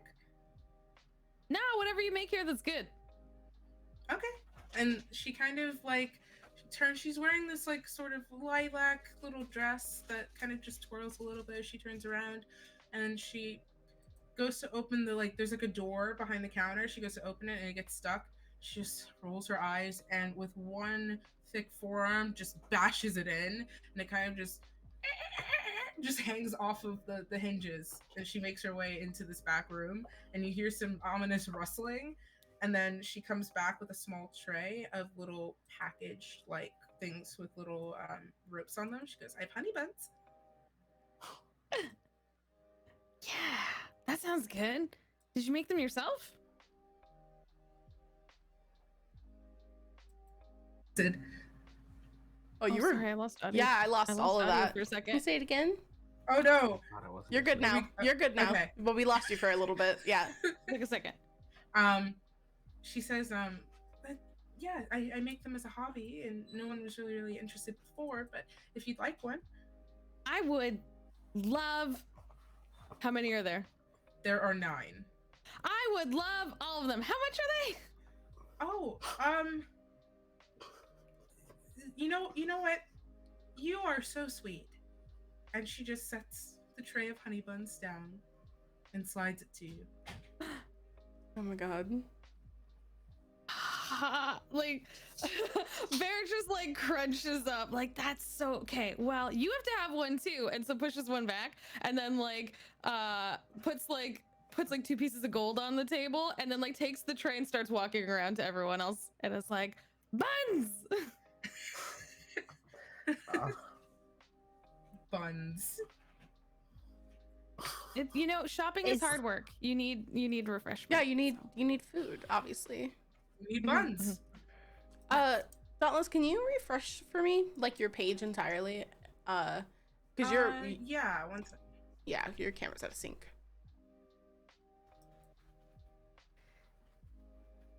OBS Ninja really chose violence this evening. Hi, am I don't wanna good? talk Am I about back? OBS. Yeah, you're better. Hello. Me and OBS Nice, are friends okay. tonight. Hi. All right. I think Cassia is gonna go up and just buy healing potion because she can't decide on what magical item she wants, and so Easy. instead of making a decision, she's just gonna go get a healing potion instead. That's fair. She swaps you 50 gold, so go ahead and mark off Yeah. 50 gold, and you now have a regular healing potion. Hell yeah! All right. Okay. Anybody else looking for anything? I'm gonna try to buy a healing potion, but try to charm my way in getting at least a 2 gold discount. Go ahead and roll persuasion. Oh boy. That's a 12. Oh, how did I get such a low roll? That's a 12. Okay, she looks at you. She got I can do 49.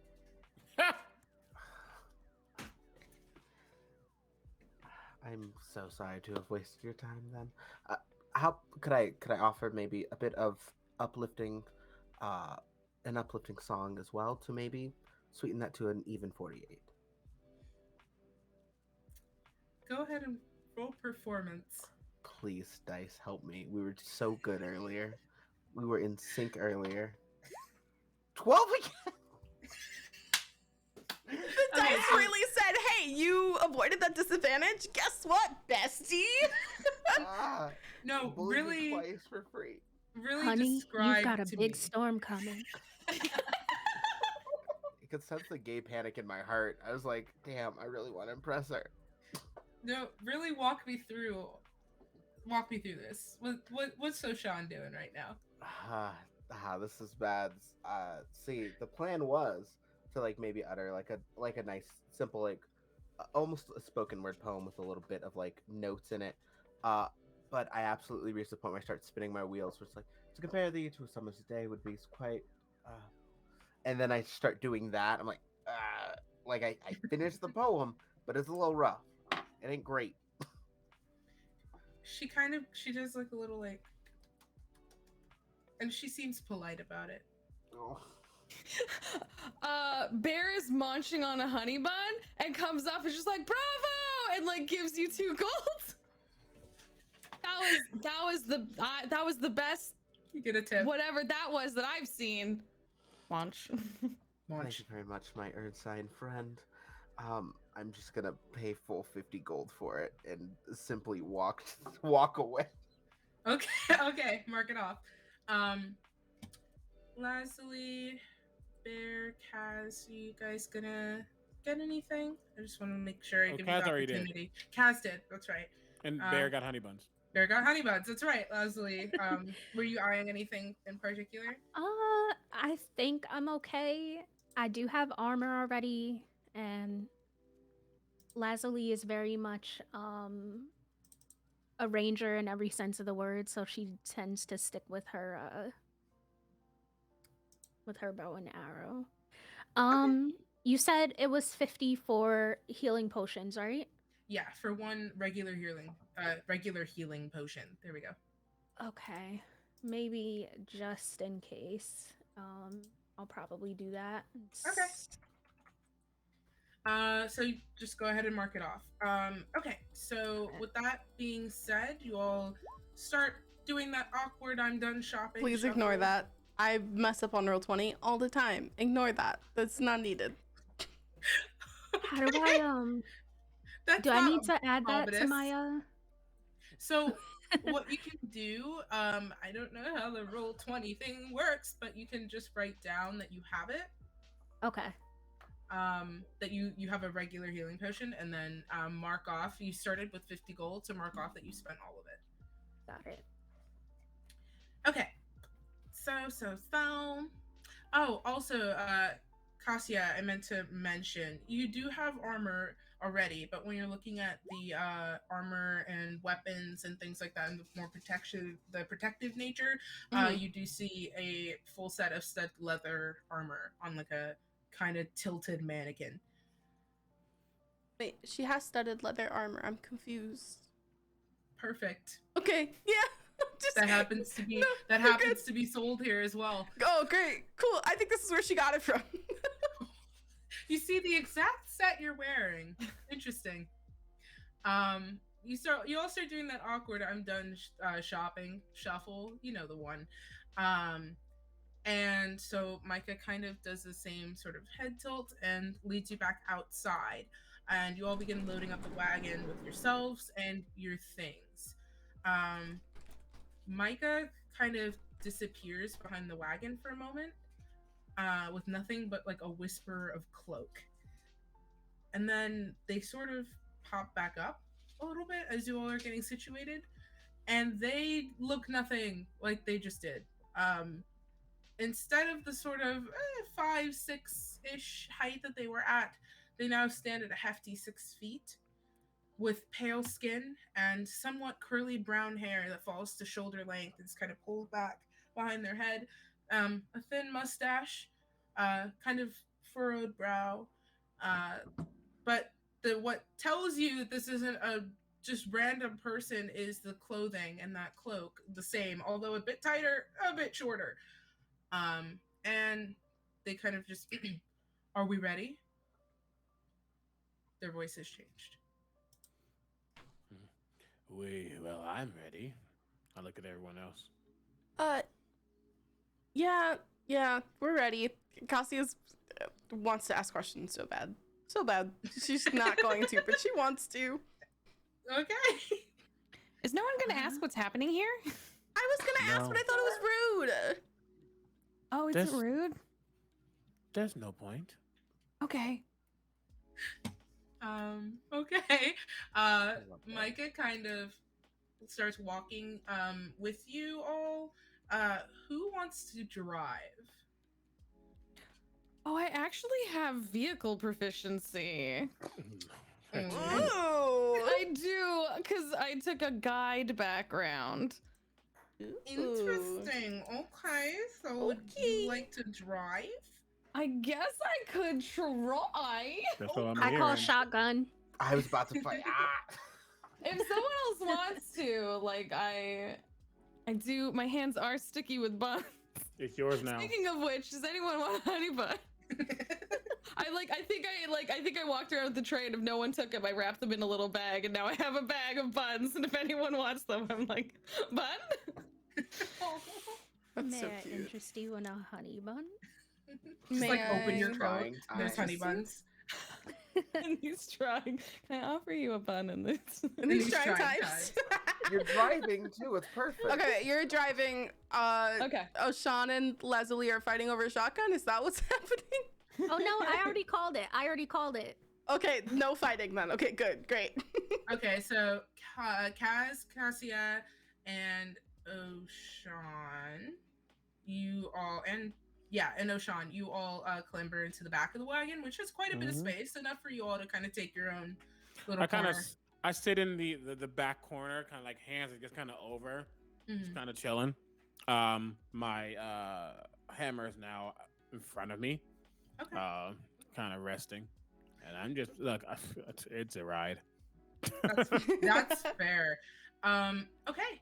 And Are we with comfy? that being said, we're gonna do a bit of a montage. Hey, let's go. Let's do it. Oh gosh.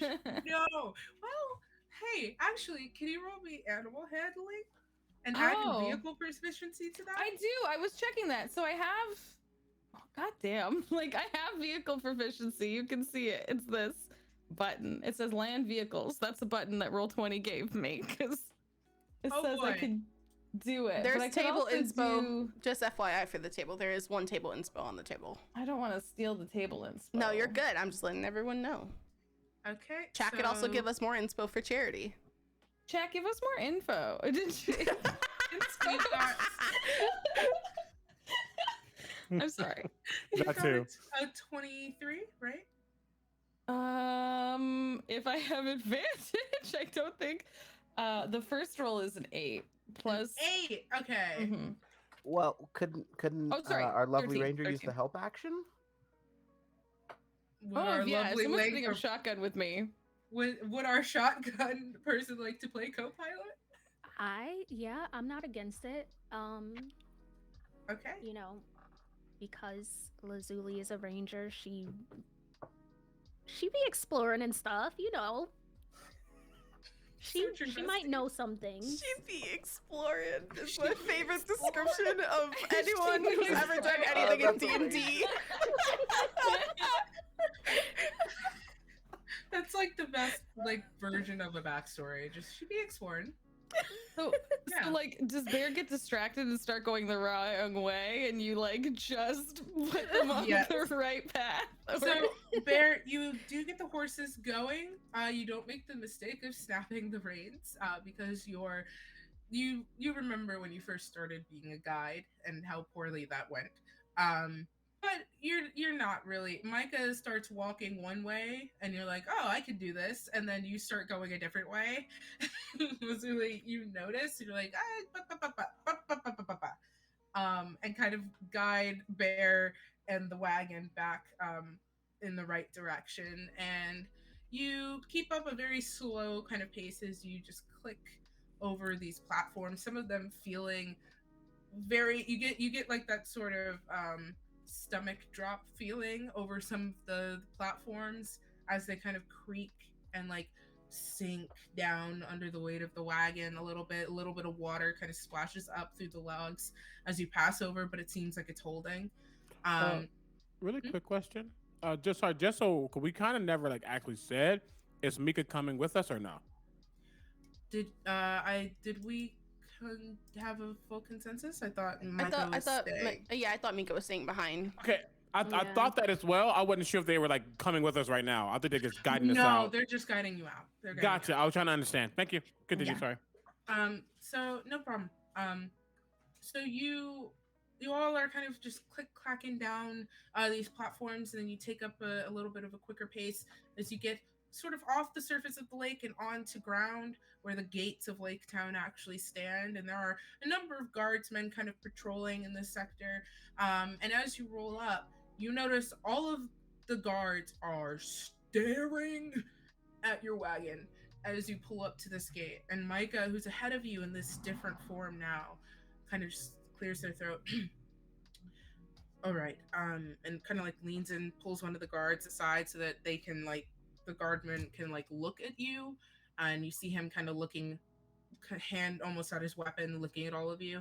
And he kind of hurriedly steps around to look in the back of the wagon, and then comes back and he's like, "And what is this?" And Micah speaks up in that new voice for a new friend. All right. So I'm having these folks scout out Dale before we begin reconstruction. They're honest working folk, and no matter what they come back with, you have to let them back inside. They're doing me a personal favor. And they're gonna roll persuasion. Okay. That is, oh gosh, numbers. Oh, okay. You see the guardsman just sort of, all right, and waves you out with the wagon. And Micah sort of at the last moment takes that satchel off of their arm and passes it to Lazuli as you're passing out of the gate. And then they call after you, be careful. And you pass through the gates of Lake Town. Lazuli, in that satchel is that map that Micah had shown you all at the bar, as long as a few little notes of just like what stuff is, what you should be careful for. They noted be very perceptive of your surroundings, especially in wooded areas. And you all begin on the journey. The cart starts clambering kind of steadily down the road, and you pass through the ruins of old Esgaroth pretty quickly. Just a quick thing, because like Lord of the Rings is really confusing sometimes. Esgaroth and Lake Town are really the same thing. Esgaroth was like this old city on the bank of this giant lake where you just were, but it was burned down. So the people were like, it'll stop a dragon? Water. So that they built their city on the lake, and then Smaug burned it down again. So technically this is all the same thing, but they kind of distinguish between the old ruins of the city and the new one. So you pass through these old ruins that are, the stone foundations are kind of scorched over with centuries old dragon fire. The streets have almost entirely grown and mossed over, but the cartwheels kind of click over them still as you pass through. The air here is still with death. You leave behind that chilling scenario quickly enough, and the road opens up into considerably slow, lazy hills. The running river lingers off the road a few miles on your right, keeping you company, and following Micah's guide, it's an easy enough journey. As the last reaches of daylight begin to soak into the side of the lonely mountain, the landscape begins to curve upwards in a subtle incline. The hills here grow sharper as rocks begin to form cliff-like barriers along the road. So now, it is sunset. We've kind of traveled through the day. Montage! Would you like to make camp or push on through the night?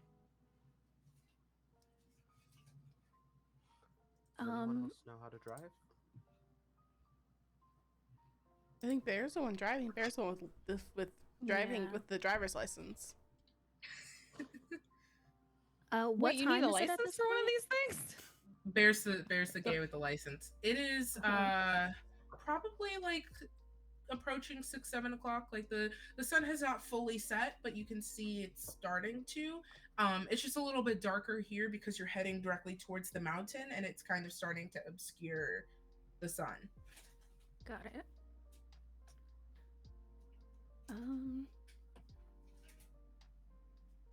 I mean, we can either stay here, we can keep going. I don't really know what's out here at this time of night, though.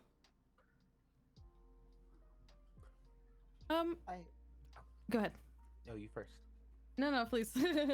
I hate to be, I guess I hate to be incredibly on my own personal brand, but why don't we all camp, get a chance to know each other a bit better so we can better fight for each other, if it happens to come to that.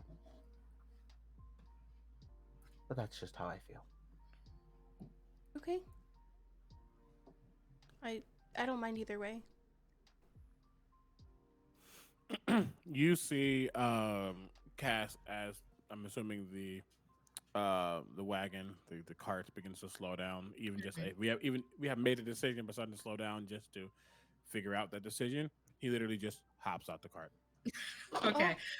Cassia and Oshan, Kaz has left. He says, "It sounds like you all want to sleep."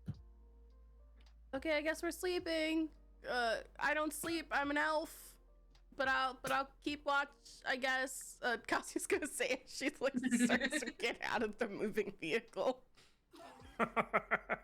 It's the first time she's ever ridden in a vehicle, so she's like, I guess this is how you exit vehicles. Cassia, Oh no. Cassia and Kaz both make me dexterity saves, please. Can't wait for Oh Cassia to my fall in her God. face. Okay.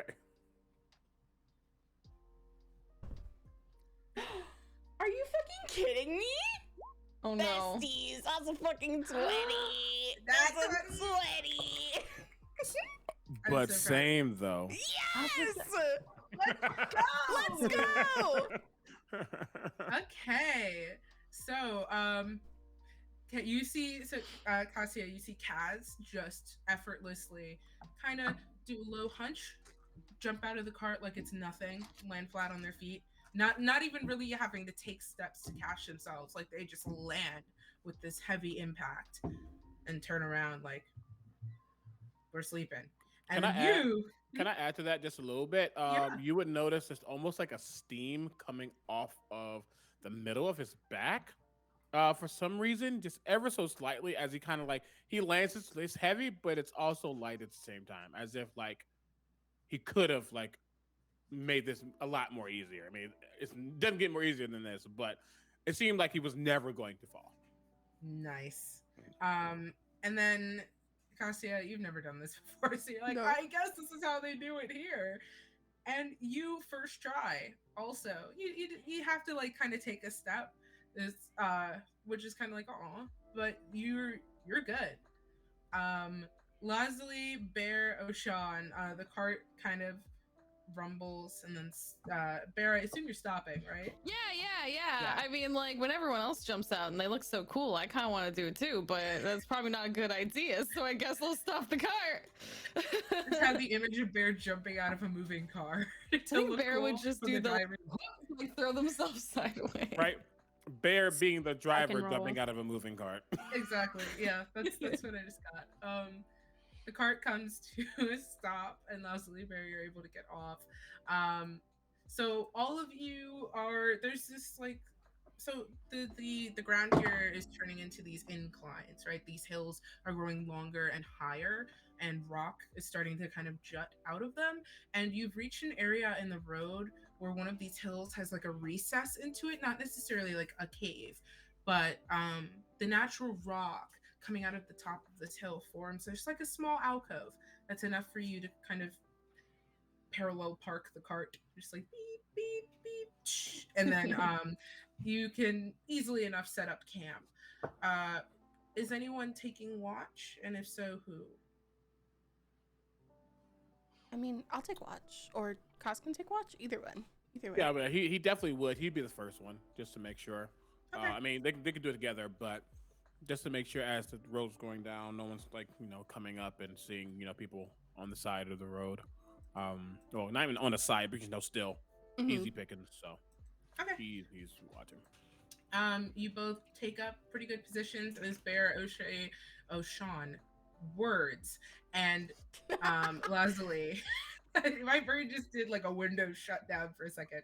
You all- I hate that we all did it. What the Bye. fuck? Goodbye. Good night. Goodbye. all right, y'all. That's it. That's We're it. done. Good night. Good stream. Good Thank stream. you. Donate to. This is what a happens charity. this is what happens when you do oops all non-binary. Okay, this is what Yeah. happens. It's easy enough to find camp here. And you can get a little fire going, spread out bedrolls, figure out where everyone's sleeping. We'll say for ease of everything, Cassia and Kaz, you take first watch together, and we'll just do one watch of the night. So both of you roll me perception checks, please. Yeah. I will do guidance on myself for this. Okay. Plus, not bad. 18. 7. Rip. Okay. Also, I just figured out there was like this beeping that was happening. It was like, what is that? That's not me. It's roll 20. I'm a smart individual. Oh yeah, I turned that off automatically. Yeah. Did not know it did that. Could not figure that out for the life of me. Okay, so you, Cassia, you're the sun begins to set, and it actually grows pretty dark out here before the sun actually sets. Like, you see the last bits of light leave the horizon as stars, just a curtain of stars is gently pulled over the sky. But the light here all but vanishes under the shadow of the lonely mountain. And it's quite mesmerizing to watch, especially the effect it has over the landscape. And in doing so, you don't necessarily keep sharp track of anything going on. Nothing apparent really jumps out to you. It's just pretty. Cast, as it gets later into the night, and Cassia, you start to get probably antsy. I would imagine, like, just chilling out. As it gets later into the night, Kaz, you hear something. Across the way, there is the hill on the other side is a bit lower. So, and then there's like a few sparse clumps of trees. And with your sharp working eyes, you spot a couple of bushes start to rustle in the distance. And you hear the snapping of twigs. I see that, and I assume we have like a fire, like a little small bonfire going on as well.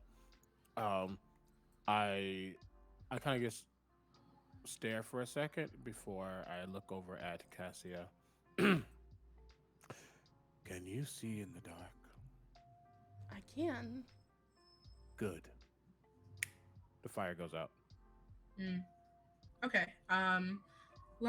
Before we address this, because I forgot to ask, Leslie, Bear, and Sean, you are all sleeping, right? Yeah. Yeah. Sleep sounds good. Yeah. I just wanted to make sure. Okay. Sleep sounds good. Yeah, sleep does sound good. It A does. dream. Okay. All right. So, Cassia, the light just fire goes out. And I want to say, and I shouldn't have actually described it like that. There's a snap, but my hands kind of open up and grab, and the fire literally comes from the bonfire to my hand, wraps around, and then snuffs out. That's so sick. That was out of character. But Cassia's just looking in wonder, just like, you can just absorb fire? I can do many things. Oh, But for that's so now, cool. I want to know what is sneaking up on us. Okay. And so I have dark vision of 120 feet. Okay. Ooh. Go ahead and you know what? We'll hold on to it. Oop. What are you both doing? You see the bushes rustling, and there's this clump of trees that you can see in the dark. So, but just based on how dark vision works, that it is dark there. You don't necessarily see anything in the bushes. It's just that the bushes are moving right now, and like some of the trees, like. Does it seem like they are stopping, like coming towards our direction, or does it just seem like something's just watching? You get the distinct feeling of being watched. Noted. Okay. I will then look at Cassia and say, I can go over there. You can join if you want, but Yeah, I'll follow. I'm not sure if you'll actually follow. Two different point of views, if you will. Yeah. So Cassia will like go the other way, and then in the darkness, you can see that Cassia has summoned her like homunculus servant, which instead of like a wyvern or something, it's a metal cat. It's a metal cat, and it's like trailing behind her, and the metal is like titanium, like dyed kind of, so it's like silver and blue, and has these little like star like engravings on it. So it's just following her. That's the yeah. cutest thing ever. Oh my god. Okay. And, You make your way the other way. and as I see them going that way, I smile.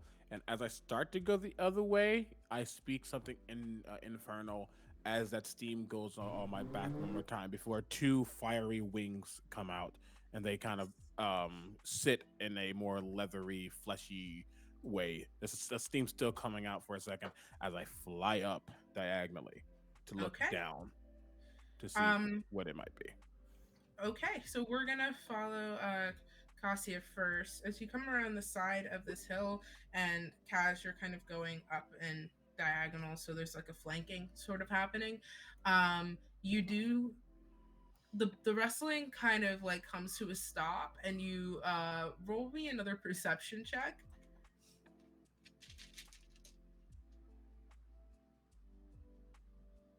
Cassia Can you? cannot see anything ever. She rolled a 5. Besties. Okay. The wrestling comes to a stop. Cass, as you're coming down, you see Cassia approaching the bushes, and there are 2 humanoid figures crouched behind this bush that she's approaching. To make sure that focus isn't on Cassia, just to be safe, my wings are going to flare up, fire one more time for a second, Okay. as I kind of like hover above and say, "What are you doing, friends?" You see 2 very startled, kind of scrawny, scraggly looking 2 younger guys. They actually kind of look like they might be related. Both like look up at you, and they're in these like ratty little cloaks and tattered pants, kind of hand-me-down boots, and they both look up at you like, "Oh!" And one of them just kind of like thumps the other in the chest. He goes, "Oh!" And the first one's just like, "We were sightseeing." Do I even need to roll to know that's a bold-faced ass lie? No. Noted. I say, that's not true. Now, you see, I like flex my hand, and a ball of flame just kind of appears. Second try. What are you doing here? The other one that had gotten smacked, he's a sort of got like a blonde, messy mop of hair. Looks like maybe the sun kind of has darkened it a little bit. And the one that's the genius of the 2 has kind of dark hair. So the blonde one's just, "Oi, he's got fire. He's got Craig, he's got fire." And the one that's Craig's like, "I know he's got fire. No." Cassia like leans over the bush and just goes, "It's really weird to go sightseeing at night. You can't really see anything." They both scream. And then like Scooby-Doo clutching each other. And then I recognize that might be true, but aren't the stars wonderful? They are. Cassia will say as she holds her homunculus servant. I'm so sorry. He came up here to cause trouble. The upside down hold. Yes. Yeah, go somewhere else, bud. They very comically start trying to tiptoe away. Just full on like You know, this. we already saw you. That's really inefficient. Yeah, they just kind of casually float to like cut them off. Right. What's your price? Name your price. Why don't you Anything you want. Why don't you just tell us the truth? Which is all that Or- Kaz was asking for. Or counteroffer. You let us go. We let you go. We all are letting each other go. I'm not scared of you. My eyes flash very bright. I'm not in the mood for games. I need you to say what you are doing here, or your head will meet my hammer. I was trying to help. The black-haired one starts trying to just opening and closing his mouth like a fish. And the blonde was, we were spying on you to rob you. I'm sorry, Craig. He just forced it out of me. The black-haired one just sighs and drops his head. You're not very good at your job. Cassie's just gonna say this matter of factly. She's not trying to rub it in. She's just she's just that person. The blonde one speaks up. Yeah, we're sort of new hires. Right. Kaz, can you make me another perception check? Okay. We have two Kazes, and I didn't realize that. Kaz or Cass? Kaz, sorry. Gotcha. No, I didn't realize. I was like, oh, ooh. I was like, oh no, no. we got Oh, stuck no. here. Oh no. 22. Okay. Ooh. Look, Roll20 not only hates me, Roll20 likes me right now. I'm gonna keep it. Okay. Kaz, you hear more crunching coming from off the side. Okay. Just How like far about are we? 15 feet away. How far away from me are we from our camp? Like I'd say like a good 20 feet. Perfect. Hearing that, Cass looks at Cassia, and you see his eyes. It is very much a face of annoyance right now. And I like flick my hand, and not only does the fire at the campfire come back, it burns brightly as I control its intensity. I'm intending for the wave of heat to potentially wake them up. Okay. I need Oshan, Bear, and Lazuli to all make me perception checks with advantage. I actually have the observant feat, so my passive perception is 21. Let's Never go. mind. Bear's I awake. got a 26. Okay, Oshan sees into the veil. Lazuli? 17. Okay, that's enough. All of you, there's a rush of just like there's just the calm coziness. There's sort of like the ambience of crickets. It's a bit cool out, and then just the sun.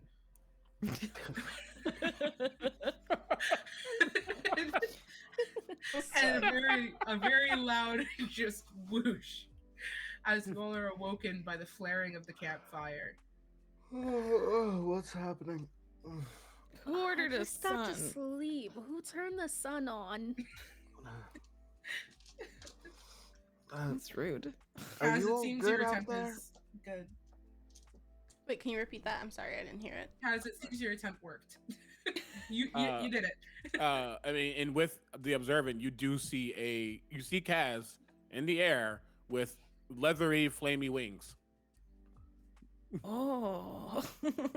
Oh god. He's so cool. That's pretty cool. Did you know?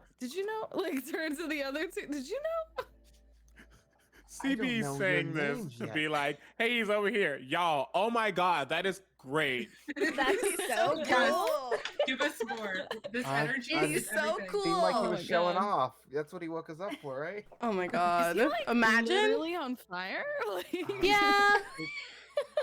Let's go maybe over there. Yeah, half awakenly do that. Is Kaz holding his weapon at this point, or just You see him reaching for it. okay? From the distance that they are from the camp, would Lazuli be able to see that? Like, would she pick up on that? Roll me perception with advantage. He's just far away. Oh wait, did But I you do have- that right? So the Okay. second one, I mean, Yeah. advantage. You take whichever one you want. Okay, 18. Okay. You do spy Kaz, especially in time with the flaring of the campfire, reaching for his weapon. Okay. Mhm. Noticing that, Lazuli would probably kind of shake herself awake a little bit more, and definitely reach for her bow and arrow, Okay. just in case. She sleeps with it pretty close as is, so. All right. Kaz and Cassia. Hello. Cassia, you hear it now because it gets closer, but names. Kaz. There we go. I'm Window so shut sorry. down. No, you're fine. I just don't know how to say words. Kaz, you heard it initially. Cassia, you hear it now because it's louder. There is a ominous crunching starting up that has gotten louder, and you see more bush rustling. And then from the bushes, about 4 more people dressed very similarly to these guys emerge from the bush, weapons drawn. Oh, I see you brought friends. Cassia's gonna say as she like nudges her foot against like one of the guys.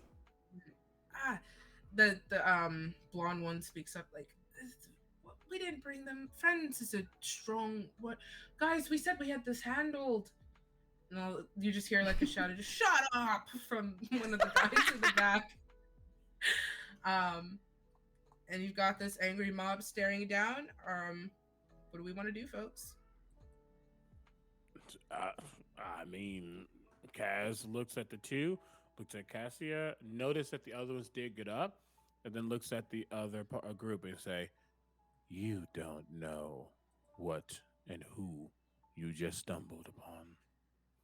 Okay, that sounds like a declaration of fighting if I ever heard one. Yeah. So everybody roll me initiative, please. Did you check Discord?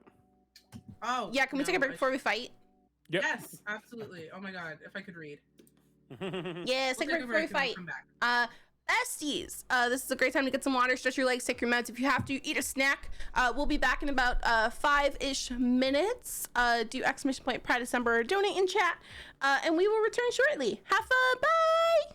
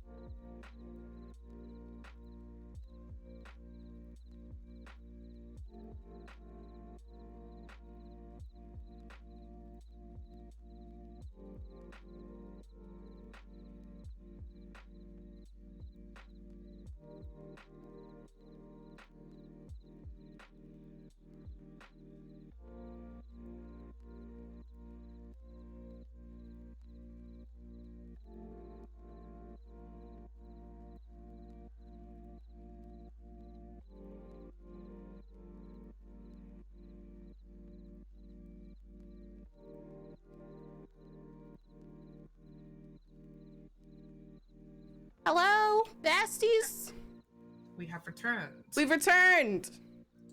And we have things. Okay. Bear with me because every time I touch technology, it breaks. But we have a map. Okay. We have a map. So, hold on 1 second. We're gonna do initiative. I am insufferable, and I do it like Matt Mercer does it. So I'm gonna give number ranges, and if your number's within that range, call it out so I can keep it in track of the order.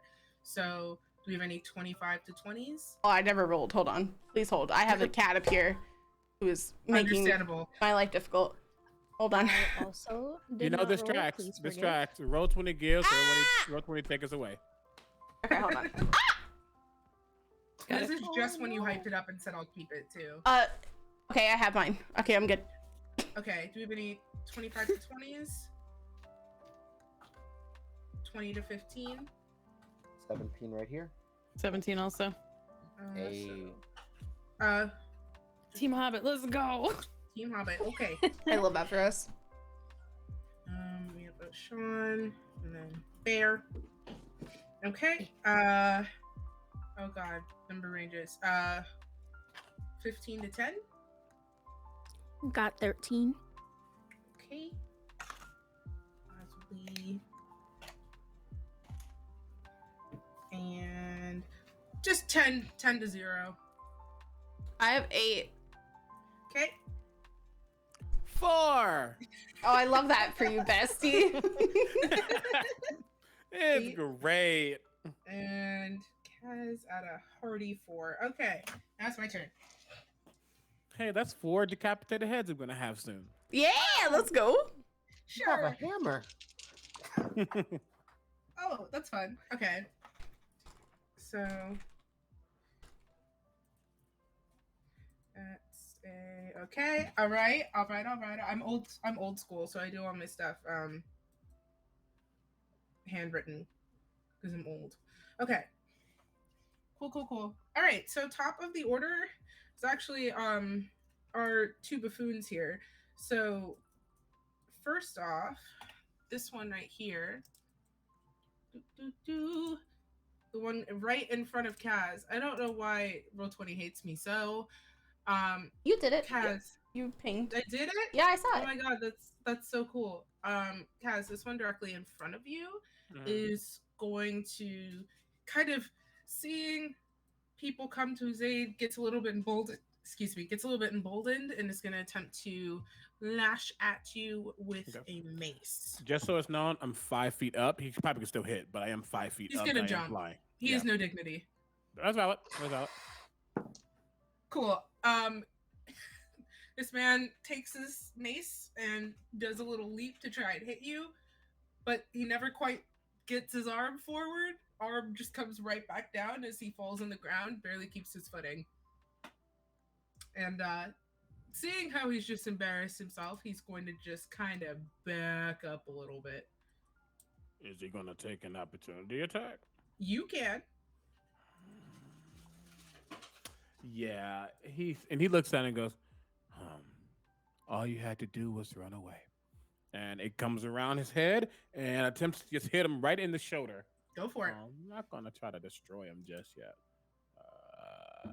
23 to hit. Yep. Yes. I am holding this with 2 hands. I do not have a shield. Okay. So that's going to be.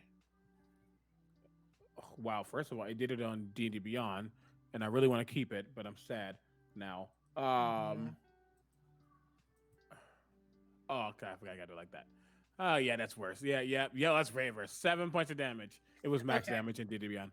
Oh no. Yeah, it would be nice. Oh well.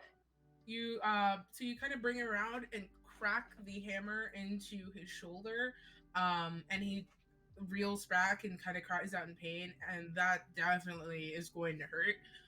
He's kind of just clutching his arm and looking around a little bit nervously.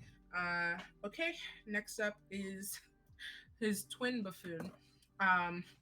Seeing that, he's also gonna back away because he's not the wisest of folks. So you can get an opportunity attack against. I use my reaction.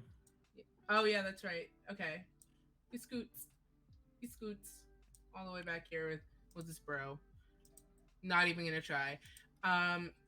that brings us to O'Shawn with Bear on deck. Then I suppose I'm going to use, let's say, Stinking Cloud. Okay.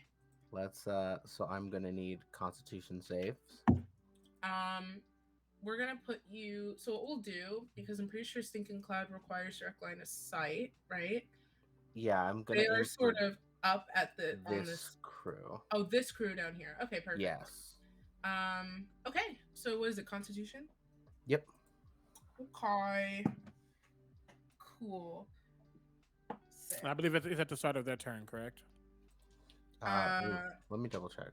Is it? I thought it was an instant. Yeah, it's the start of their turn. They have to make Start the of con save. their turn. Cool. All right. Okay. You kind of, with a slick gesture, release this horrid cloud of everything. And it just sort of kind of fizzles up through the ground and starts to cling to the air around them, and you see them start to like just sort of stand there. Next up is Bear. You see these thugs start to react to whatever O'Shawn just did. I'm the arrow going around. I love it. The like testing to see how far it is. It's all right. I was curious. Is it visible, like a visible cloud, like kind of? Yeah. Yeah, like it cartoonish kind of stink cloud. It's like the little wave lines coming off it and stuff.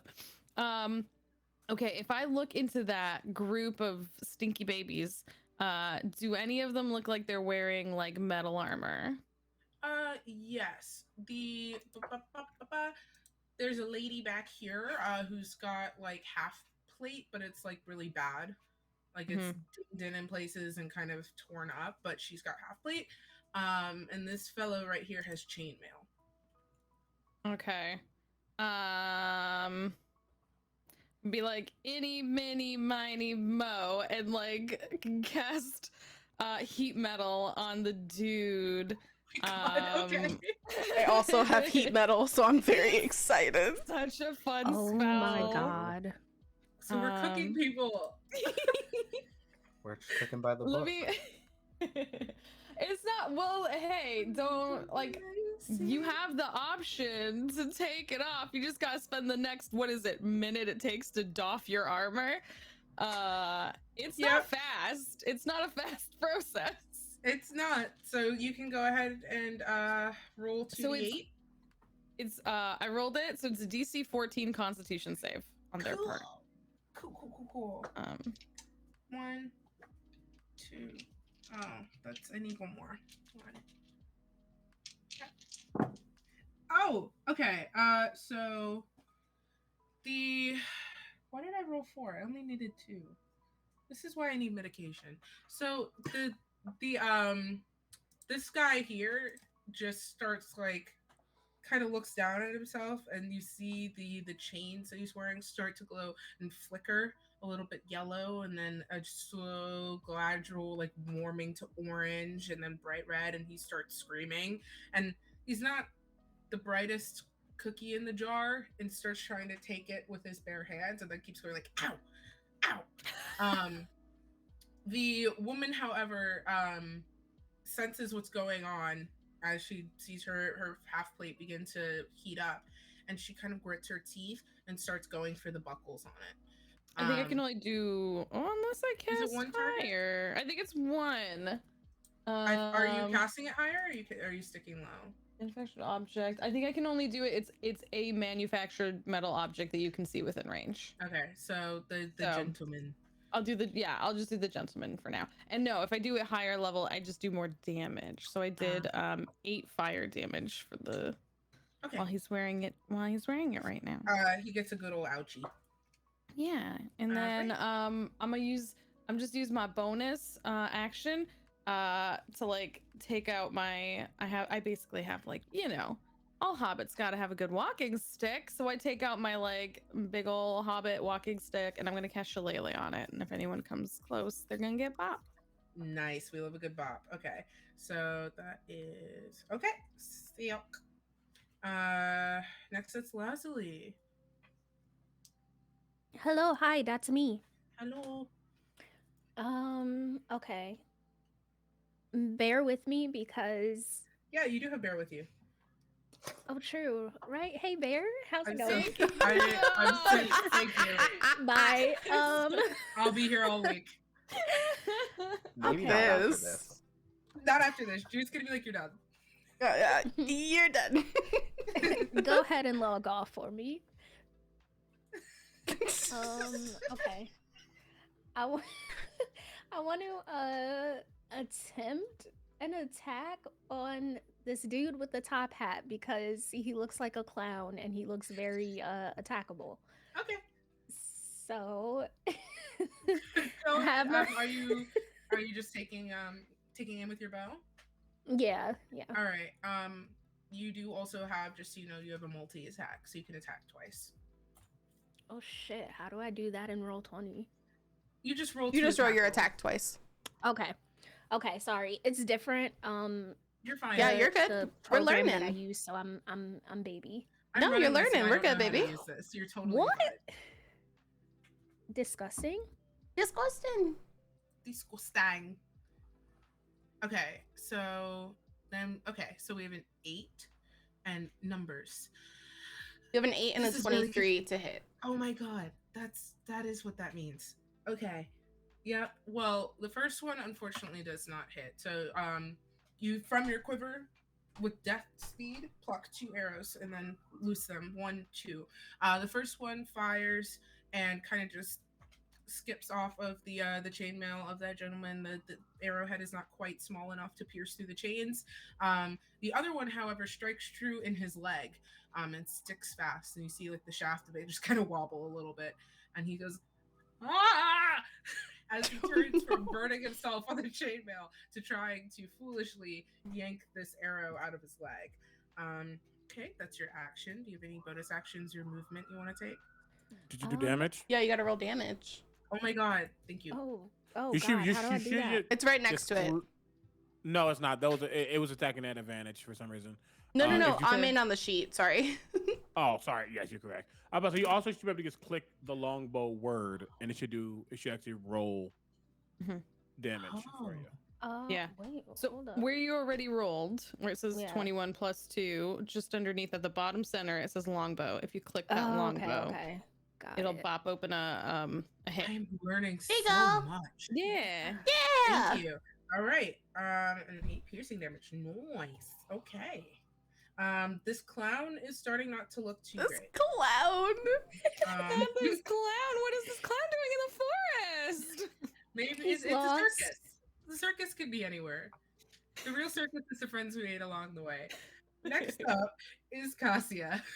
Hi. Cassia is going to cast Fairy Fire in hold on, I gotta draw a square in this little square. It's a 20-foot cube. So she's gonna cast Fairy Fire on that little 20-foot cube. And What color light do you want to do? Oh wait, no, they have to do their save first, don't they? yeah, they gotta do their saves first. Her okay. spell save is 13. 13. Okay. The clowns. Bisexual lighting, maybe? Absolutely. What's yours? Is 13? Yeah. Okay, so Miss Ma'am and this angsty looking fella right here. So these two both fail. Perfect. So they get to what color are we thinking? Like a violet, like an ultraviolet, like it's like a neon violet like light. So they're outlined in that light. So any attack roll against those creatures have advantage if y'all can see them. So Okay.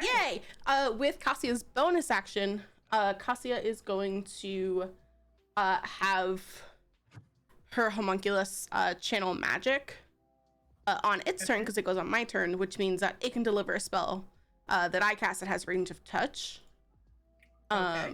I think that's how that works. I've never played an artificer before. Yeah, when you have a creature like that, whether it's a familiar or homunculus, they can deliver touch spells. Great.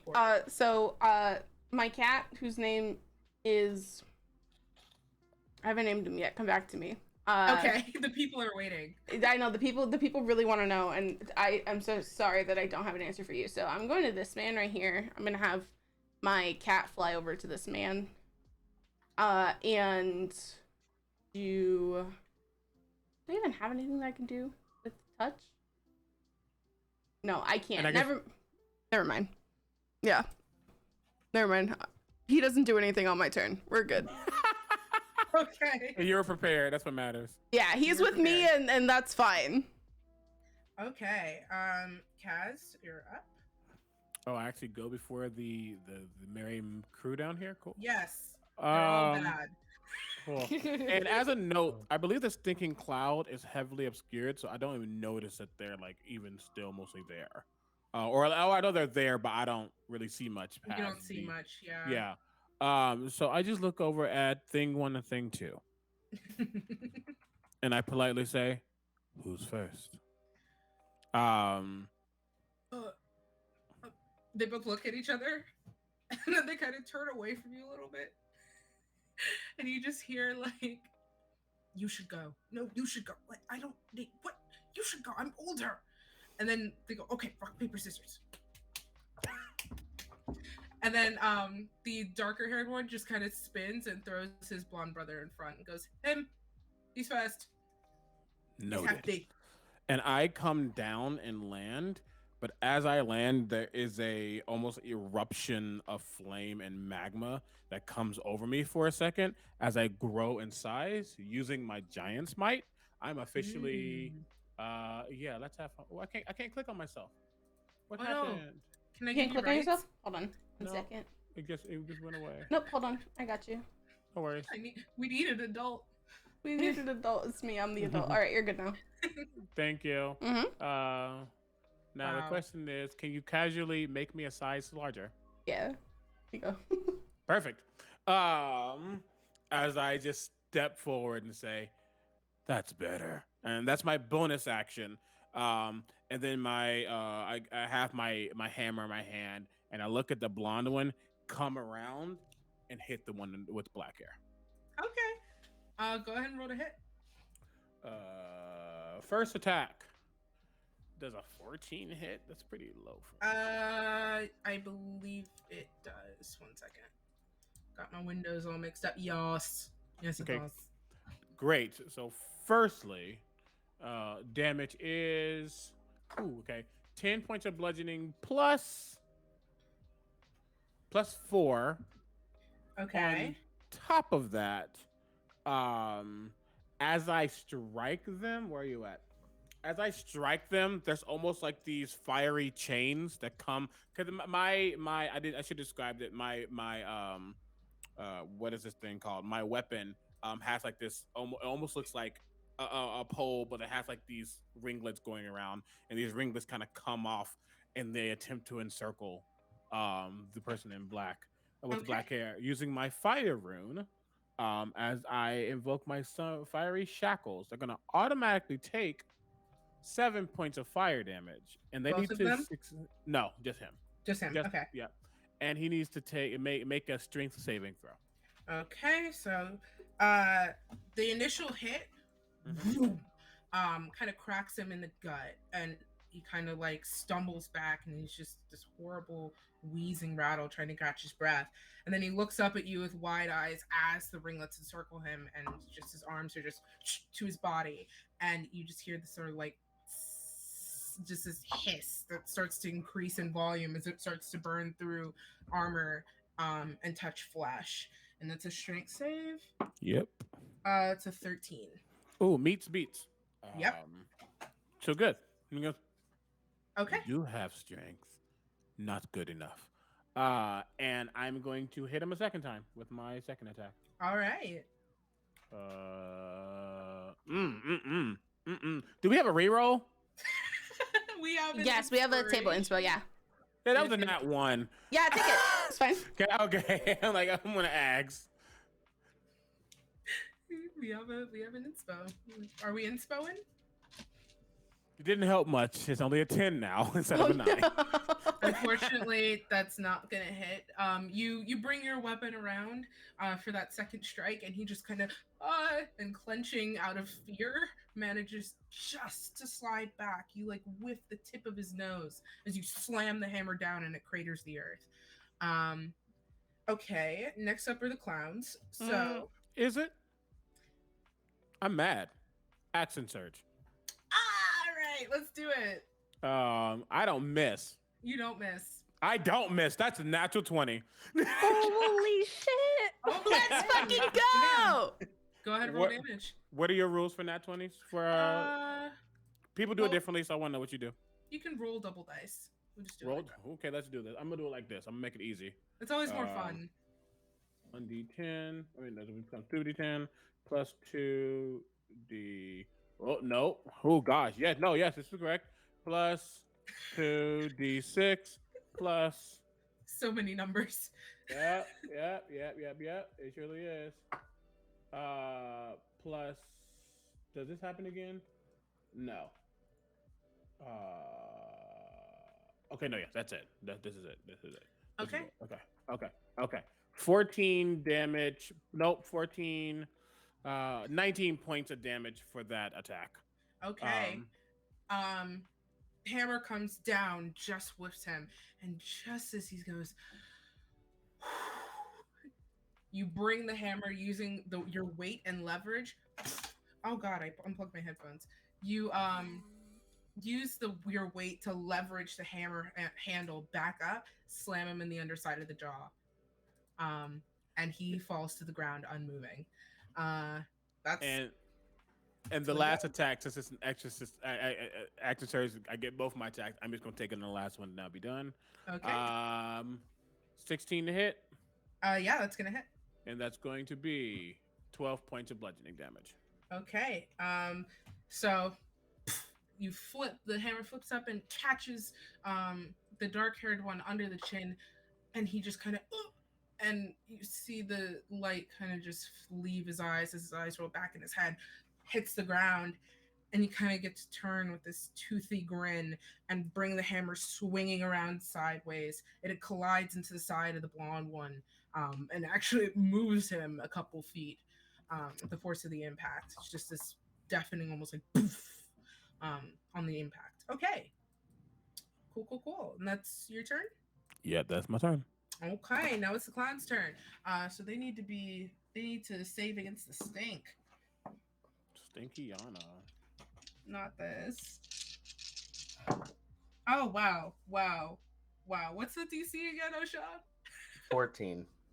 Cool. So the lady in the half plate kind of just like barely looks. She's just kind of looking around, like covering her face a little bit, and she kind of pulls out the sort of undershirt that people wear under their armor to sort of serve as some kind of mask for herself as she looks around for an escape. Everybody else is just hacking and coughing, completely just bent over. Cool.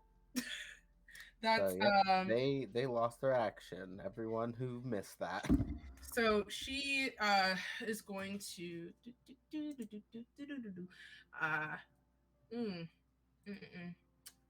she's going to move. If only I could see why is the grid on this so peculiar? Okay. 20. She's gonna run out of the edge of the cloud. No, back up. Oh, it's the roll 20 grid that's upset with the map grid. I see. Okay. Yeah, that's what I was saying. I was like, I don't know what's happening. I get it now. It's fine. It's fine. So she kind of runs out of the cloud, blinking and swipes at her eyes, and then turns, sees her comrades just done for, and just sort of and takes. She draws a long sword out, and she's going to attempt to strike. Oh, she's going to scoot a little bit more because I can't see, and then she's going to attempt to strike at you, Bear. Sorry, I added stickers to the ones that have fairy fire, by the way. Oh, thank you. Smart. This lady's glowing. There is a faint glow within the stink cloud. Oh, fancy. Cool. She tries to bring this long sword around Bear, and she's still just so like burning from the cloud that it just drops into the ground. I am rolling shit. um, and that she just kind of used all her movement, so she's just kind of staring at you awkwardly, having flubbed. Now we're gonna go back to the top with that one disposed of. The blonde thug in front of you, Kaz, just kind of looking a little bit hazy, is going to attempt to swipe at you with a maul. See what's going on. Nope. Kind of off kilter from that strike, takes the maul and tries to do a sort of backhand, but it just falls down to the earth. And he's going to, which you'll get to take your reaction, but he's going to try and get over here.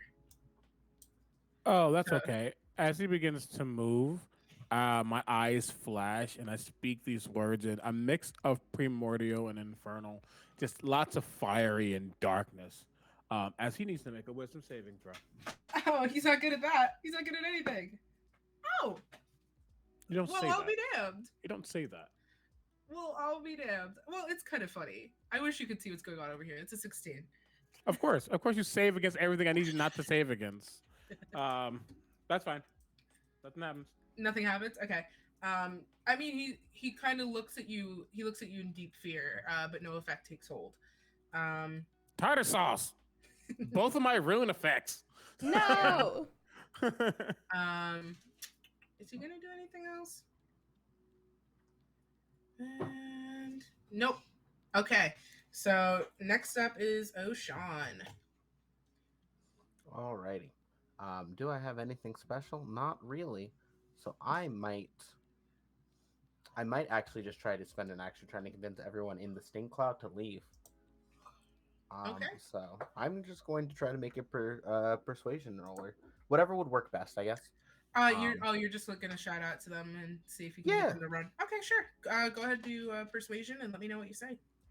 Alrighty, let's dice help me on this, please. We've had a real thank you. That was a 19. Okay. I just very calmly just like, now for everyone who happens to be stuck in the cloud, how about we make a bit of a plea deal in which you walk away and that is what you get. That's it.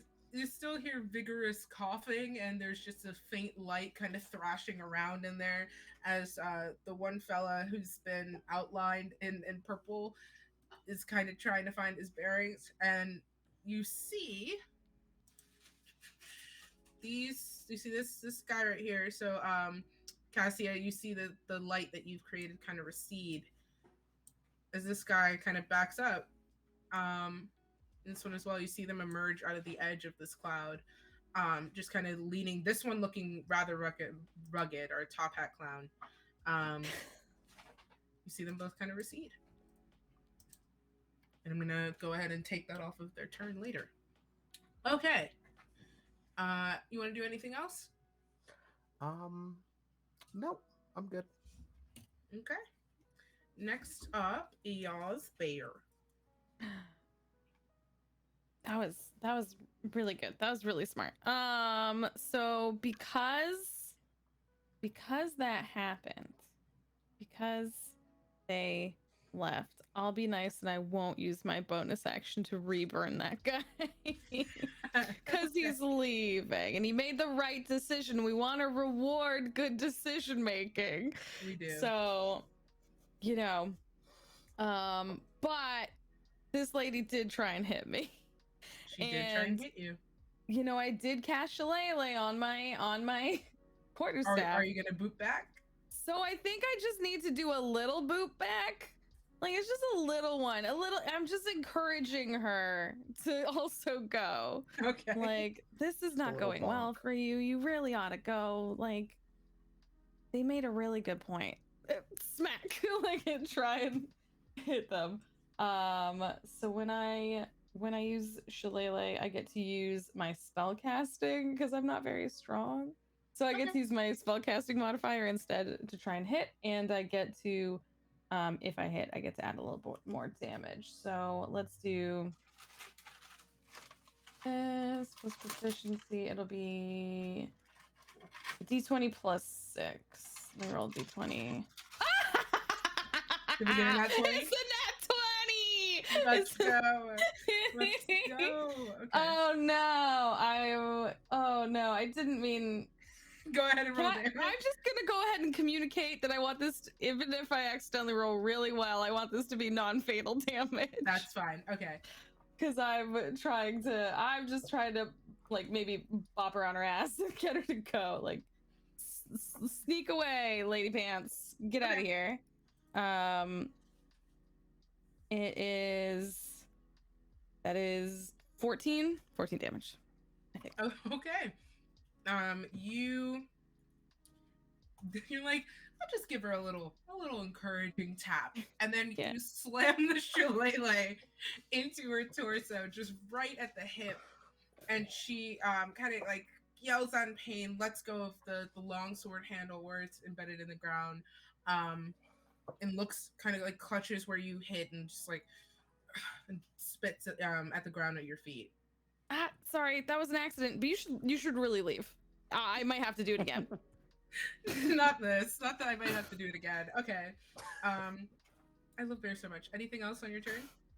I think that's it. No one on our team has gotten hurt yet, right? Nope. Okay, then that's it for me then. Okay, Lazuli, you're up.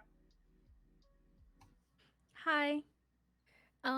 Before I take my turn, I just want to say the closed captions said you take a Chevrolet and slam it into her torso, and that's the funniest shit I've ever seen. Please, no. Beep, beep. Oh my god. Okay. Our friend that's still in the square here, in the stink square, is that what that is? Mm-hmm. Yes. The one that kind of looks like Beast Boy, him. Yes. Is he refusing to flee the fight? Seems so. Okay, we're gonna go after him. It seems that our top hat clown made one good choice today, so I'm gonna redirect my attention to that guy. Okay. Again with an attack using my bow and arrow. Go ahead and roll to hit with disadvantage, as this cloud is obscuring the area that it's taking up. It's a little bit hard to get a beat on him. Okay. Question, how do I roll with disadvantage? So you're gonna roll twice and then take the lower number. Got it. Okay. Damn it. Those are good rolls. Okay, an 11. Okay. And then 15 for the second one. So, you aim your bow, and it's a little bit hard because you can see him still flailing in the cloud as his body is reacting to taking in this vile air. And you just both arrows strike true. You see there's a sort of like, as the last, because it's pretty much like we're in night now, but there's just like a bit of light that streaks through, almost just like a residue from your touch, just the faintest little glow. And as it passes into the cloud, you see where the arrows hit in the chest. Go ahead and roll me damage. We have 8 and 4. Okay. So that is, oh god, Matt, 12. I did it. So proud. All right, cool. They strike him in the chest, and he kind of stumbles back, and he's still coughing, flailing around, and now in pain. Okay. That's your turn. Cassia, you're up.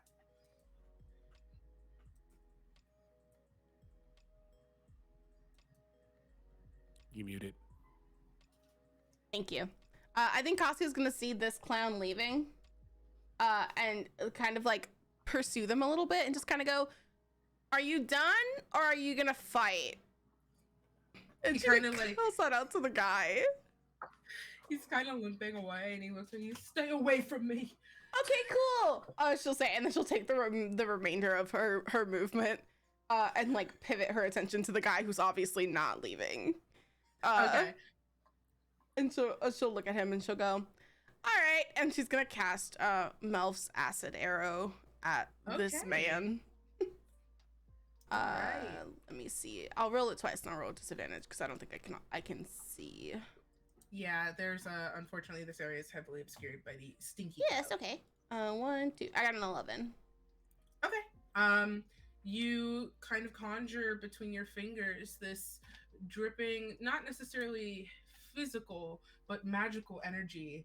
That just, it's bad. It's bad news.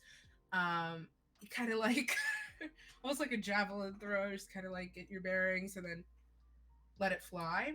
Mm-hmm. And it pierces through the cloud, and it actually, like, with the force of it, kind of just barely parts some of the clouds. So you Mhm. watch as it impacts again just under Leslie's arrow. I would also And- not like to kill this man. I'd like to say non-lethal before I roll damage. Okay, Can't go ahead, roll bore near damage. this man and then say non-lethal. I haven't rolled damage yet, so it's fine. It's fine. Non-lethal, please. It's fine. All right, 44 acid damage. So that's 10 acid damage. Nope, Okay. did it not do it? Hold on, I lied. That's not the damage. Hold on. Cast at what level? 2. It's still 10. What the fuck? It's 10 acid damage, and then they take 2d4 at the start of their next turn. Okay. I heard a meow somewhere. I hope whatever. Yeah, it was baby just Rumple. It meowed. is Rumpel. I was literally about to ask. Oh wait, I think they have to do a save to see if they take that other damage. Hold on, let me double check. Yeah, can you double check for me? Yeah.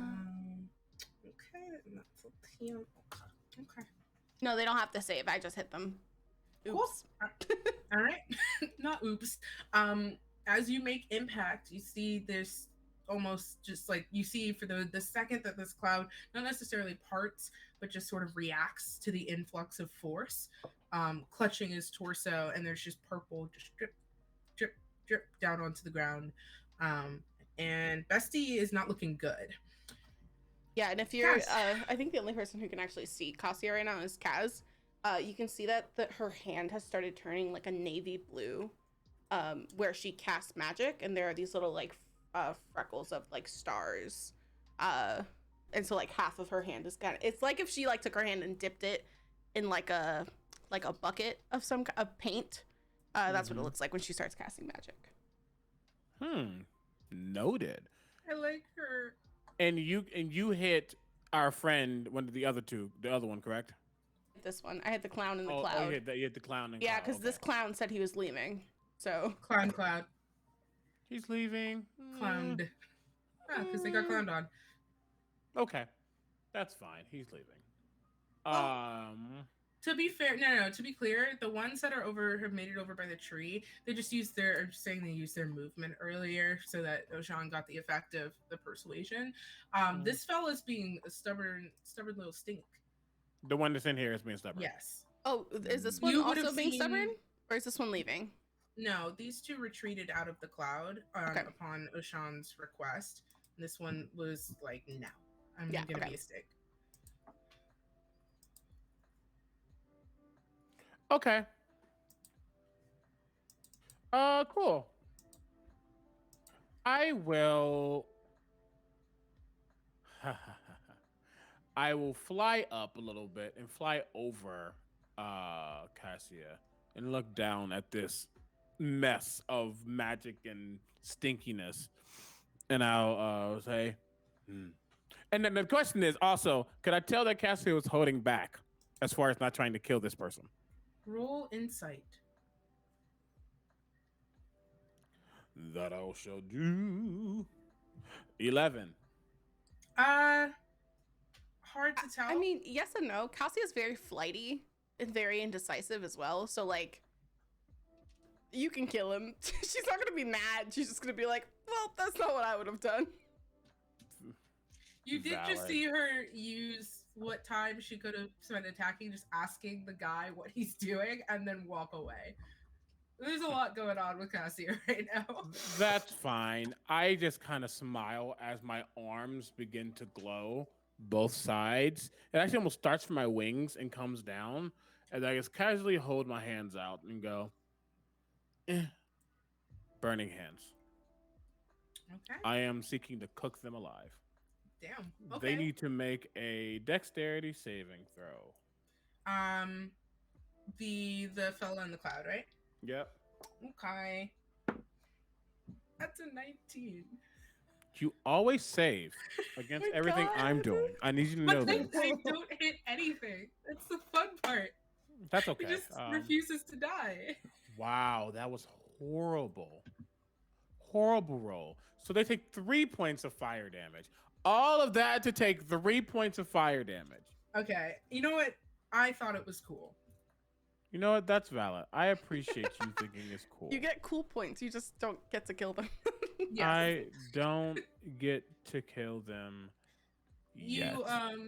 You summon forth flames that wreath up your hands and kind of just dance off the ends of your fingertips, and with almost like a whip crack, like with your fingers, send a lick of flame shooting down as it consumes this fella. It's just like there's just a moment of him completely wrapped in fire of your own making, but it burns out a little quick, unfortunately.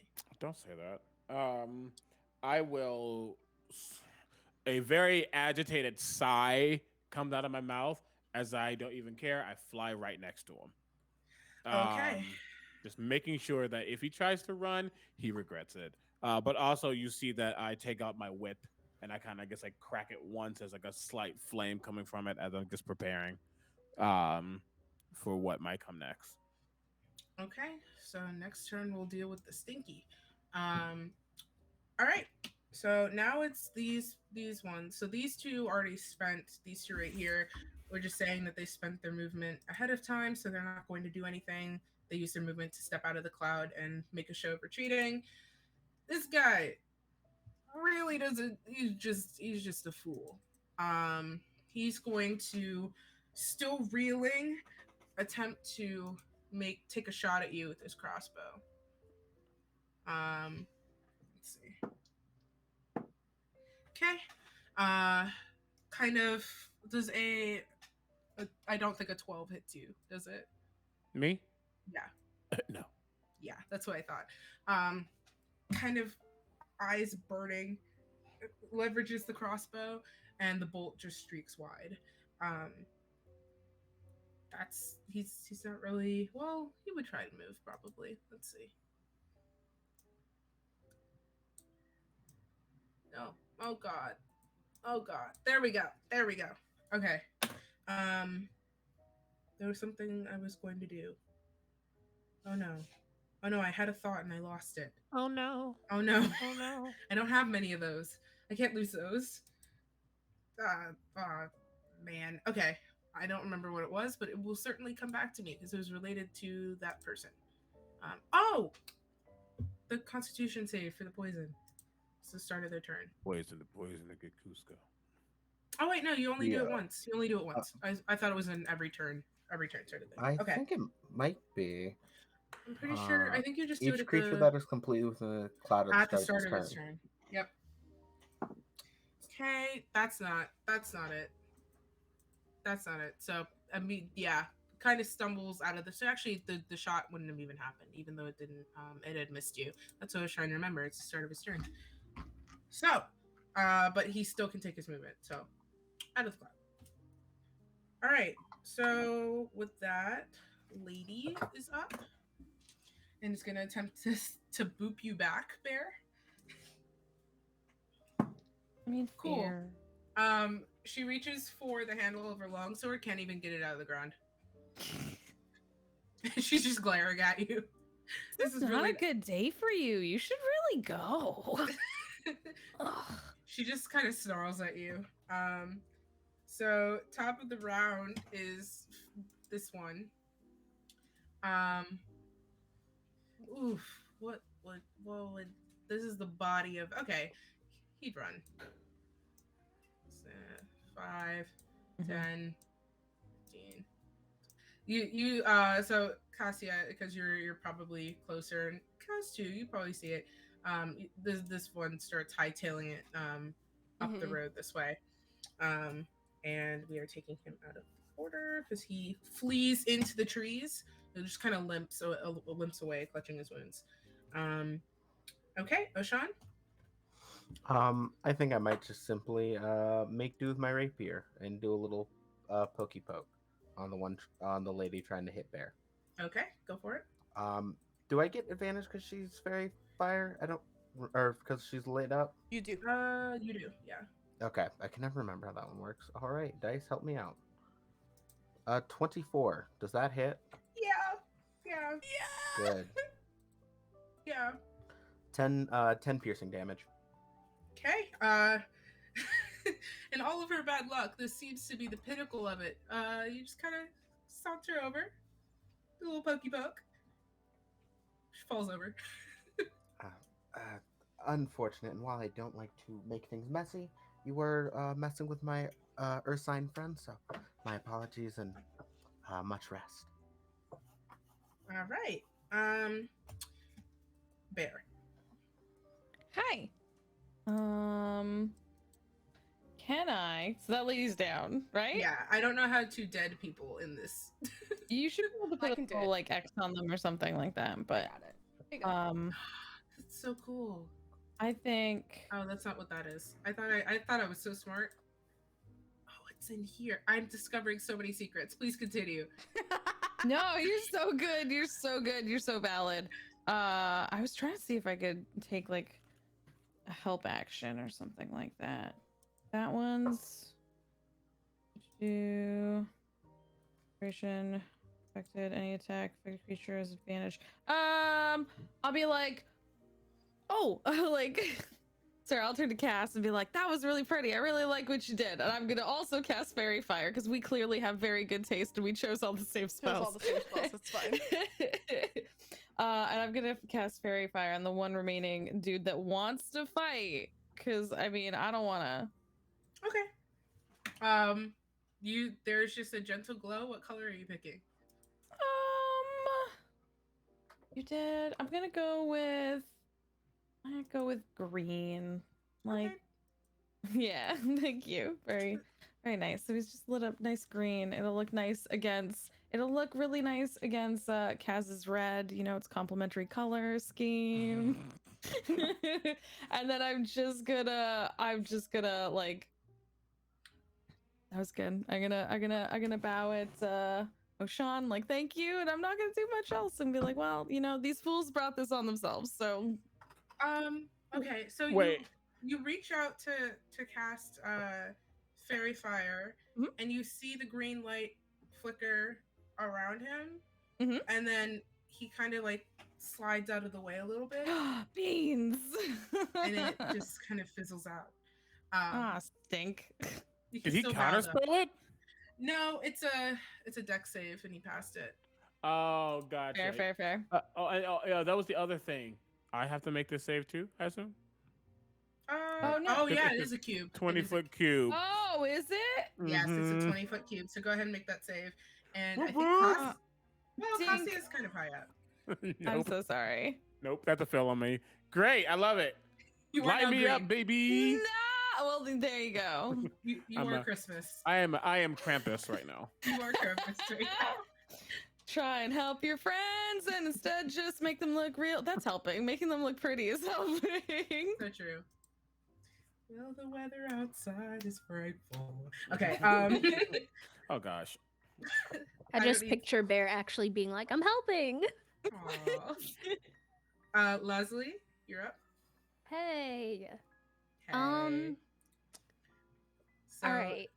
this person does not exist anymore. Goodbye. Okay. And this person is dead. I don't know how to. I need an adult. There we go. I love wishing for things and then they happen. This is so magical for me. I'm not doing anything. I love that for you. So we've got this one stubborn person left. These two people have retreated. So you have this one person left trying. Okay. You know what? They have massive cojones. I have to give it to them. So true, bestie. We love the cojones, you know? He's just trying his best. Oh? I think that was a hit. Oh. Okay, we got a. That was a Yeah, That was one a of those both 27. hit. crit. Yeah. Those both hit. So for the first one, go ahead and whatever the damage die is, just roll it twice. So essentially, just 13. do your damage. It rolls it three for you. times. So 7 plus okay. 6 is your crit. 13. Yeah, and then do your second Okay. attack. Okay. And then 9. Cool. Okay. You get a very good look at this guy as he stumbles out of the cloud. And Bear in their attempt to fairy fire. This fella kind of just steps out the way, and Kaz takes the light, and then they're just kind of standing there, trying to take stock, very surrounded, and he knows it. And you just kind of smile to yourself. 2 more arrows, both strike true, in the gut this time, and he's kind of looking like a pincushion now, and takes both hits and stumbles back, coughs, and falls down to the ground. And he's also kaputski. Okay, with that being said, Cassia, you're up. Is there anyone These- still up? Question mark? These two are running. Okay, then I mean, I don't think she's gonna. All right, sirens, we get it. People are dead. People are dying. We get it. We know. We're in the game. We know. Anyway, yeah. I mean, if no one is like attacking, I don't think Cassie is gonna attack. It's just not her vibe. Okay. Truly. So I think she's just gonna go over to like her friends. Okay. And like take her movement, and like if anyone does come to attack, she has some arrows she can use, but other than that, there's not like she's not gonna do anything. Okay. Kaz, you can see them fleeing from your position, and you're up next. Do you want to take that action? It's up to you. I think you muted when you touched You're your face muted, to the Lee. mic. Probably, yep. Kaz is definitely very tempted because he's annoyed.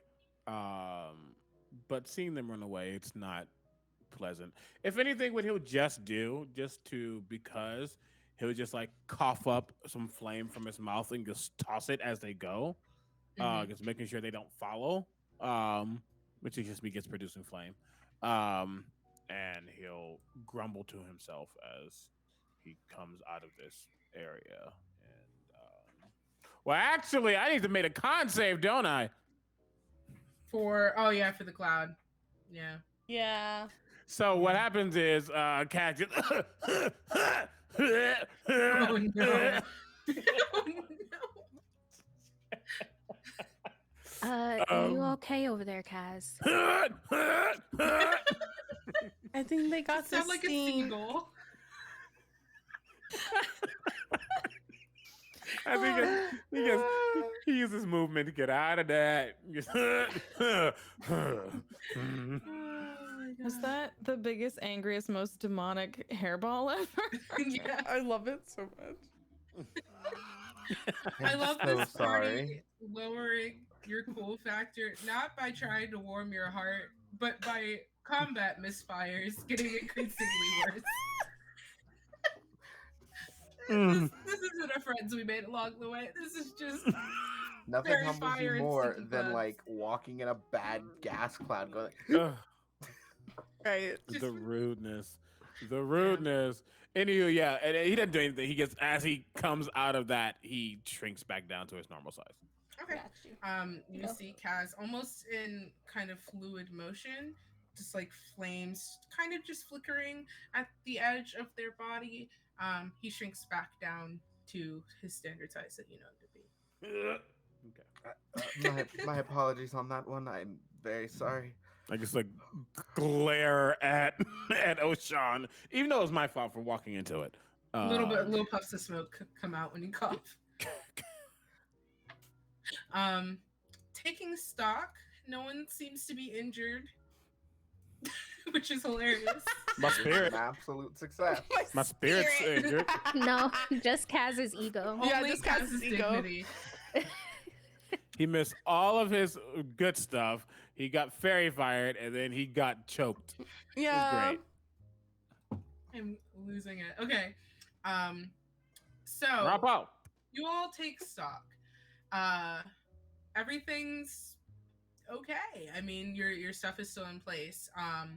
And this is like pretty. We're talking like the late hours. Like I don't think this was right away after you went to bed. So you did get to rest before this happened. Um, and now looking, you can see although the light once again isn't quite making its way here, that the sun is just beginning to rise over the horizon, and you figure it's probably a good time to get going. So stuff back on the wagon, and we start clip clopping. How far is the location from where we are currently? You can see it in the distance. Okay. Yeah. It's a pretty short journey. You think Micah might have overestimated a little bit. And as you ride up on it takes a little bit. By the time you actually approach Dale is when the morning light actually finds its way to you because of the mountain shadow. And so you get to see it illuminated quite beautifully. There's this massive stone wall that in places is crumbled in, and this giant like archway that all looks really intricately crafted, and at one point it might have been painted, but it seems like it's fallen to disrepair. And these two massive wooden gates that are just kind of tilted sadly on their hinges, one almost completely on the ground, the other just blown inwards with holes and arrows sticking into it. And the wagon just keeping up a steady pace, you make your way inside the gates. And before you is the ruins of a city, almost entirely flattened. What buildings do stand are errant bell towers or just small stone establishments on the very, very edge of town that don't look like anything. Like there's just hollowed interiors and scorched walls.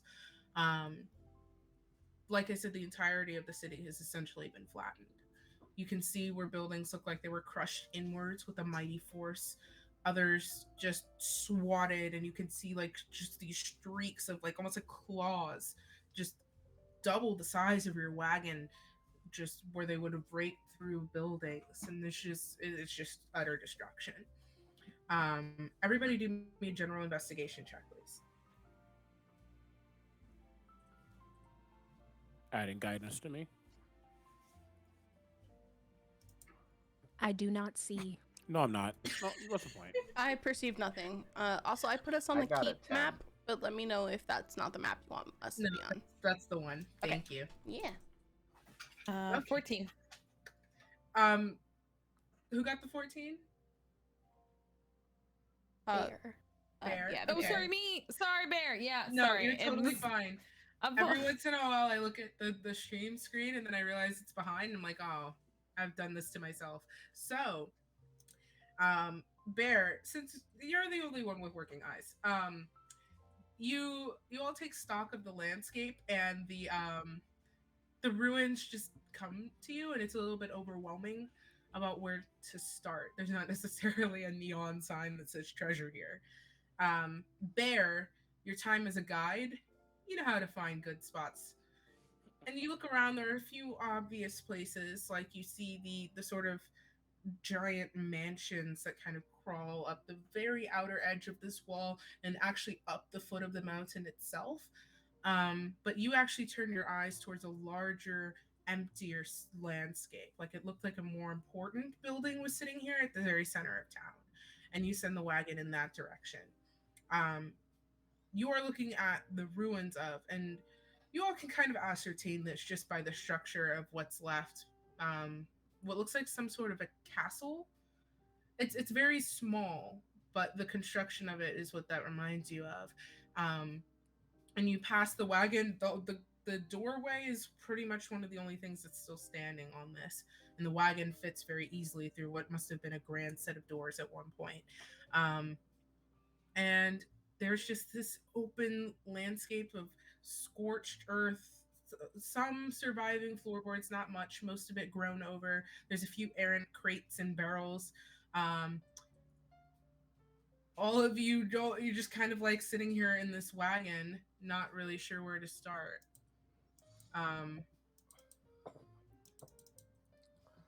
Actually, everybody do me another perception check. 21. The perception. Yes, there we go. Guidance.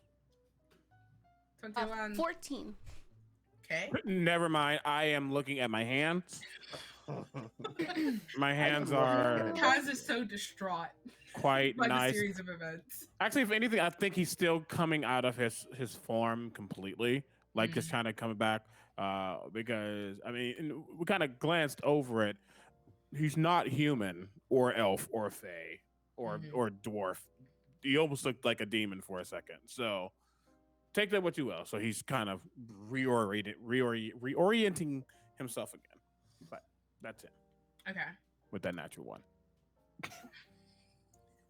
That's a nice way to add it in. That was smooth. Right. I think Bear I got a just 20. 20? Nice. Yeah, I got a 21. So 20, 21. What did Cassia and Leslie get? 14. I got an 18. 14 and 18? Mhm. Nice. Okay. So everyone but Cass. Oh my god. You sort of take in this giant ruined keep where you've sort of brought the wagon to a stop. Actually, let's start with Kaz first. Kaz, your goals, I would say, are a bit different from everyone else's goals. So as you look at this keep, you don't notice much in the way of detail, but you do notice the following. There's not much, but it wouldn't be a bad place to set up shop. Certainly seems empty. With the right resources, perhaps a few people to lord over if that's your jam. This could be a pretty decent place for you. The Lonely Mountain is just far enough where you doubt you'll have dwarvish company for now, and you'd probably be able to hang out here for a little while until human reconstruction begins. Noted. Yep. For everybody else, you see a few ruined pillars. There's some places where water has started to seep into the grounds here. You can actually see in certain places just a ways away where there are like canals that have been sort of caved in places. So the water's actually running a little bit differently than the man-made paths that were first constructed. And some of that water has started to make it into this keep where you stand. And looking ahead... Okay. Looking ahead, all of you get the sense there is a sort of to the back of this area, where there once was probably a second floor to look down, which has been almost completely burned away. There is a room sort of out to the back.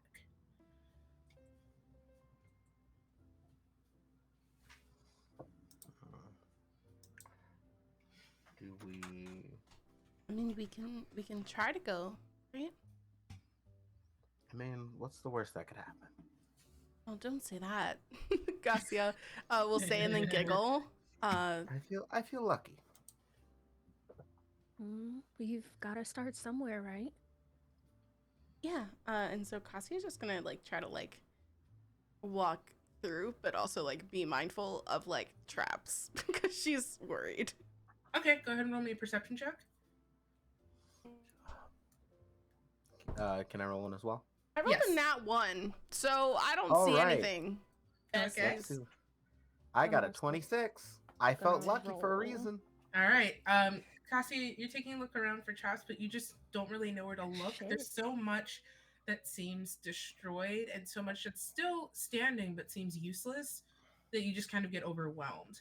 Oshan, you do notice that some of the areas in the floor seem a little bit sunken in, but you're not entirely certain why. It feels like a toss-up about whether it's intentional or not. But you do pick that out. Like certain sections of the floor seem just kind of like they dip in places, and it's very, very subtle.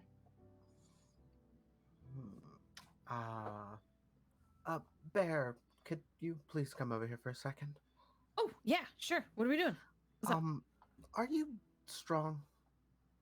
I mean, I think pretty strong. Did I ever tell you that my best friend was a bear?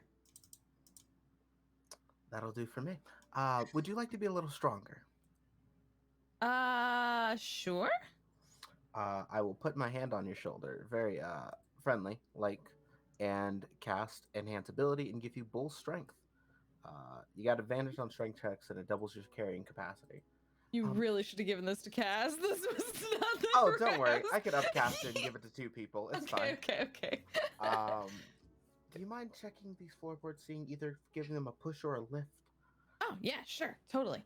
Okay. Okay. I will help as much as I can, of course. So Yeah, no, cool. Just point me in the right direction. okay, so Bear kind of wander over to one of the sections that Oshan was pointing at. And the floor creaks and nothing happens.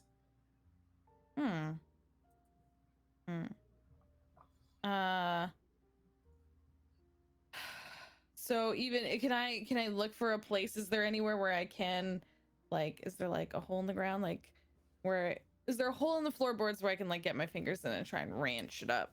Oh yeah, sure.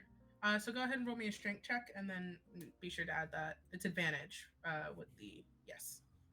Advantage? Yes. Okay. 17. Best Okay. wisely.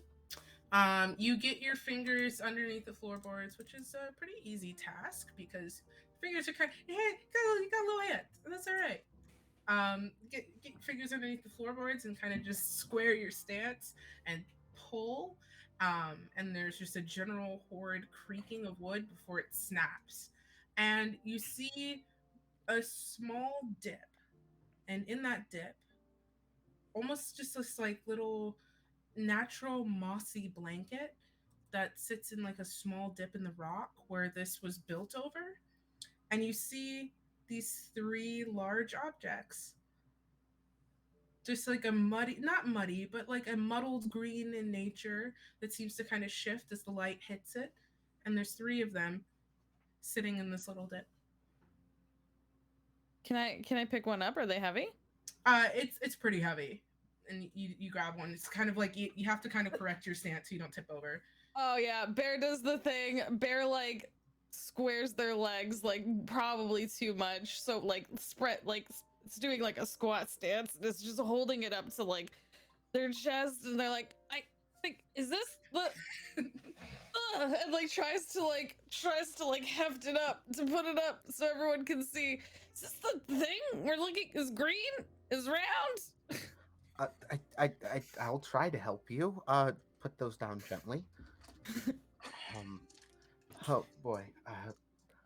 If anyone else is maybe more giving in the muscular end, I'd greatly appreciate the help. Cass is just watching from a distance, trying to figure out why the 2 hobbits are trying to lift up this heavy thing. We got a lot of heart. Yeah, see. You're about to have a lot of broken black too in a second. I got healing spells.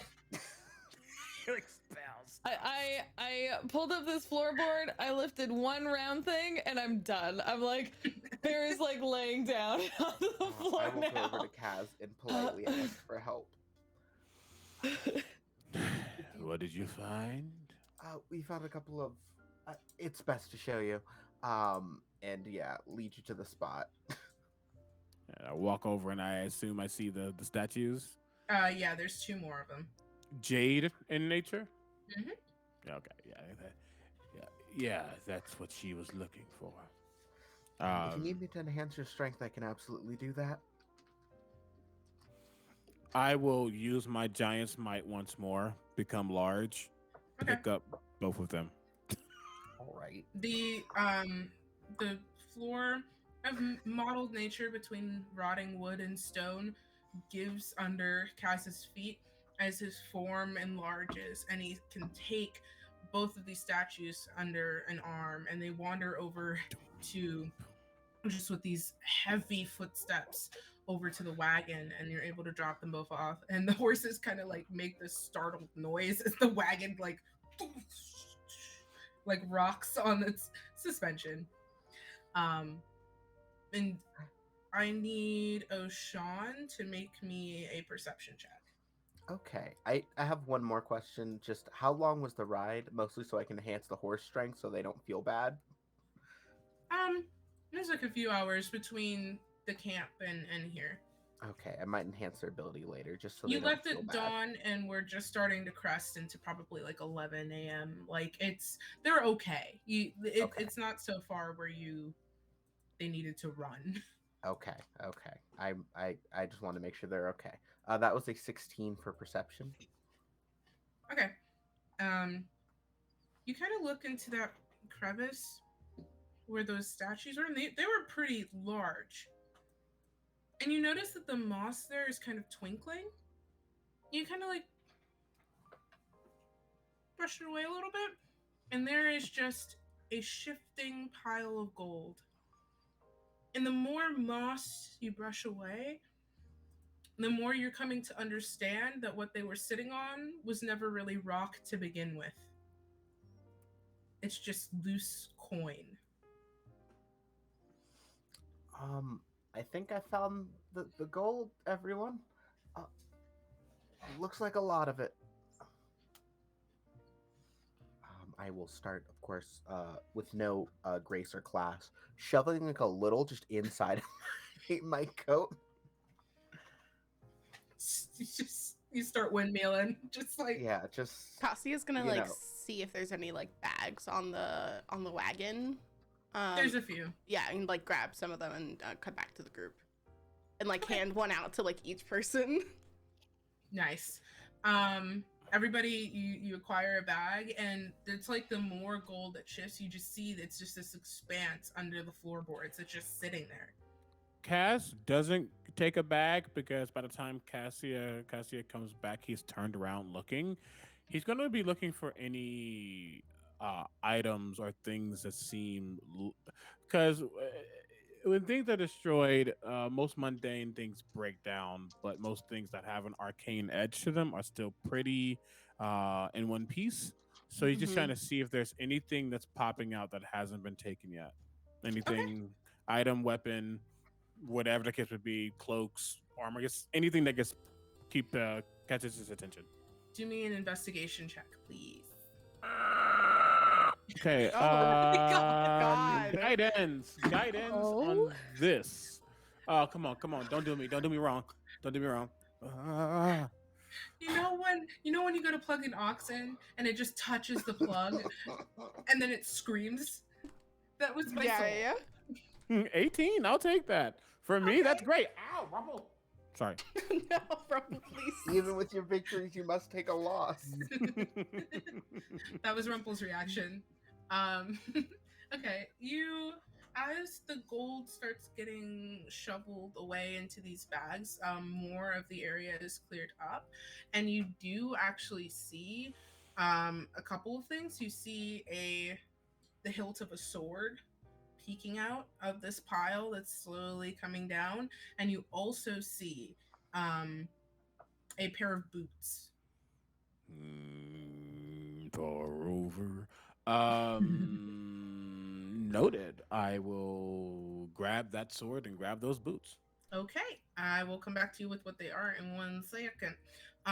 So you easily enough pull them out. Nothing really happens upon contact use. It's a pretty nice, just a standard short sword in a sheath, and a pair of boots that look like they've seen somewhere.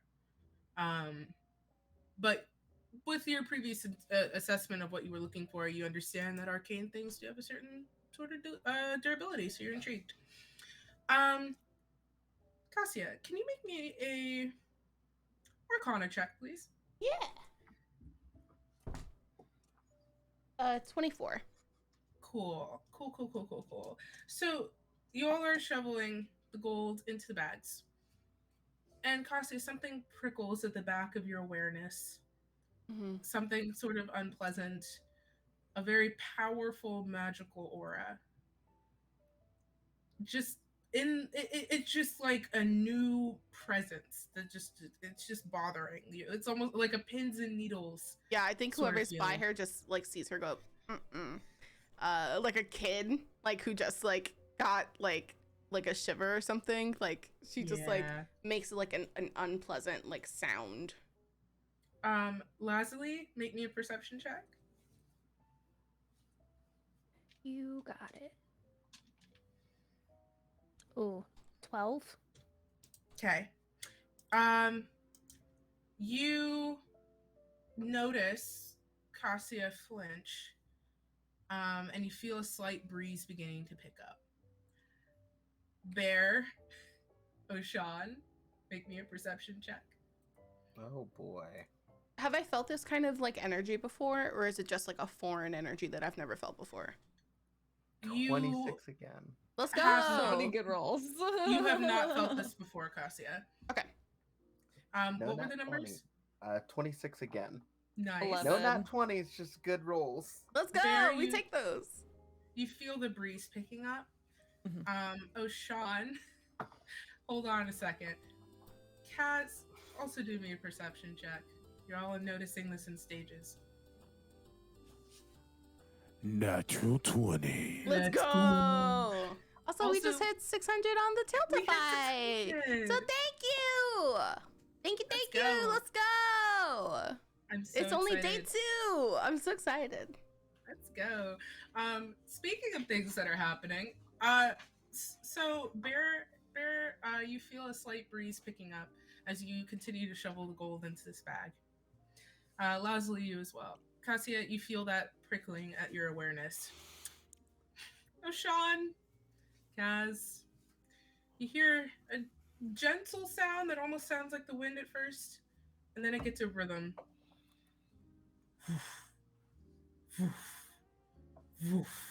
Like the beating of wings.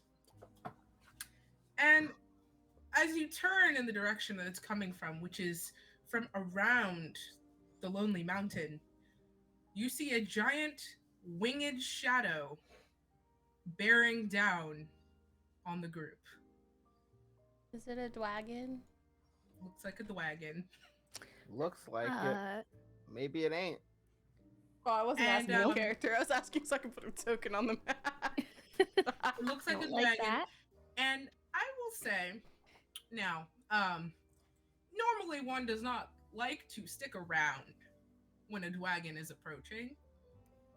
What are we doing? It's far enough away where you have time to react. There was not supposed to be a dragon. Should we run? We asked. I will look at the group and I'll say, get the stuff, go. And I do will place the sword and the boots on the wagon, just so it's Okay. out of my hands. But I will tell them, get out. 'Cause I am still large, looming Yes. over all of y'all right now.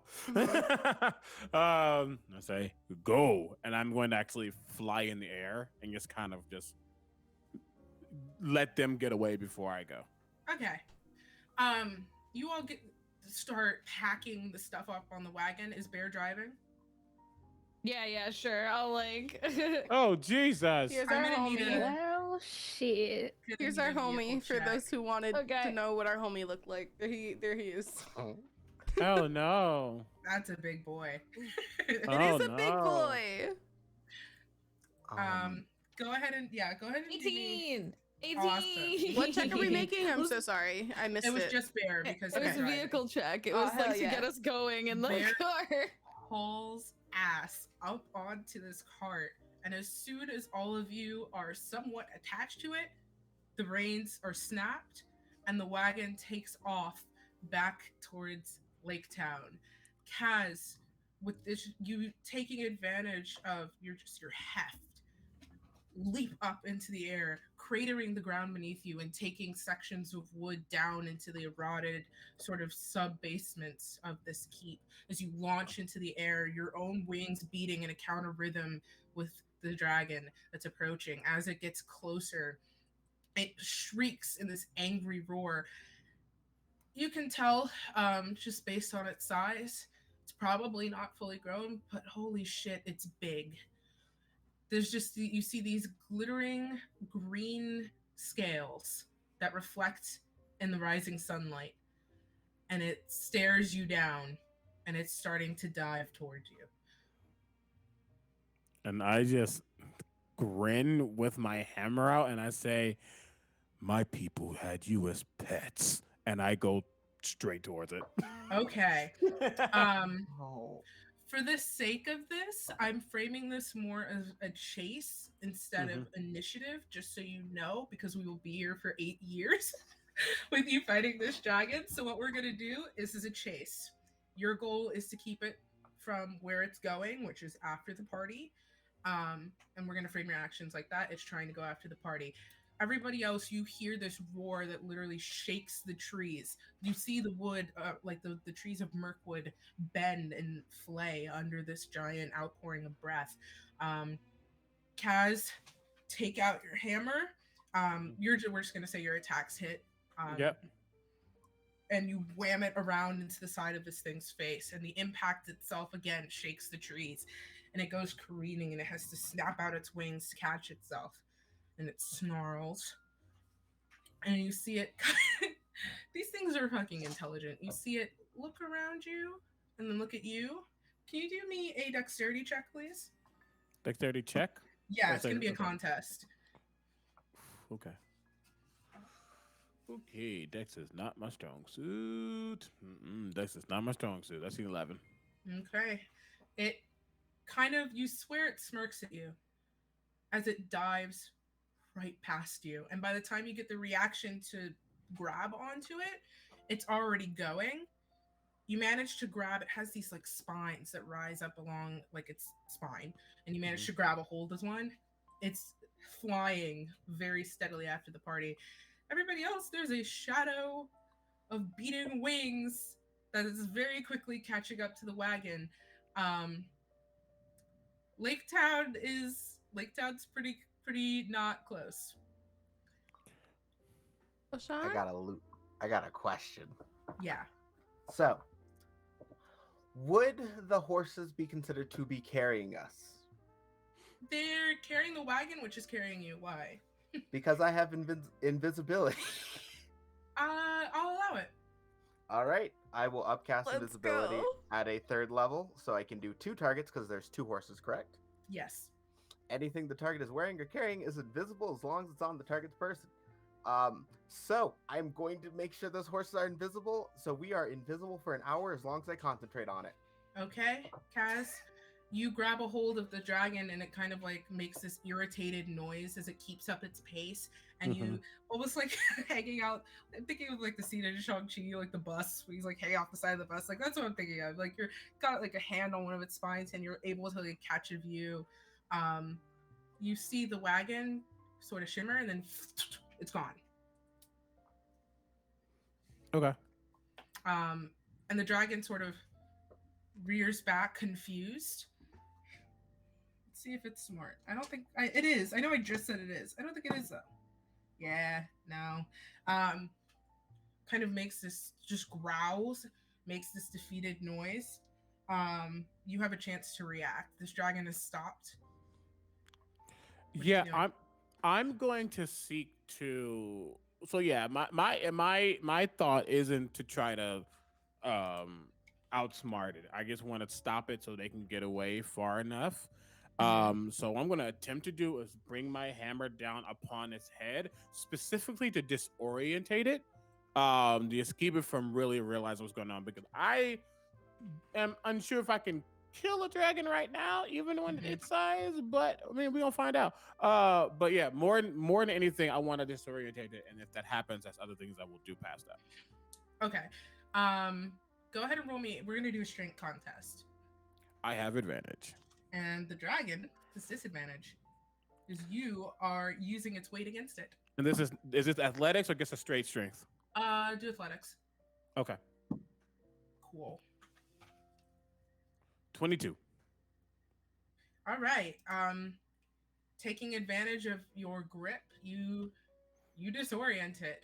it starts like screeching, and the rhythm of its wings that keeps it aloft starts going off balance as it's trying to get you off of its back.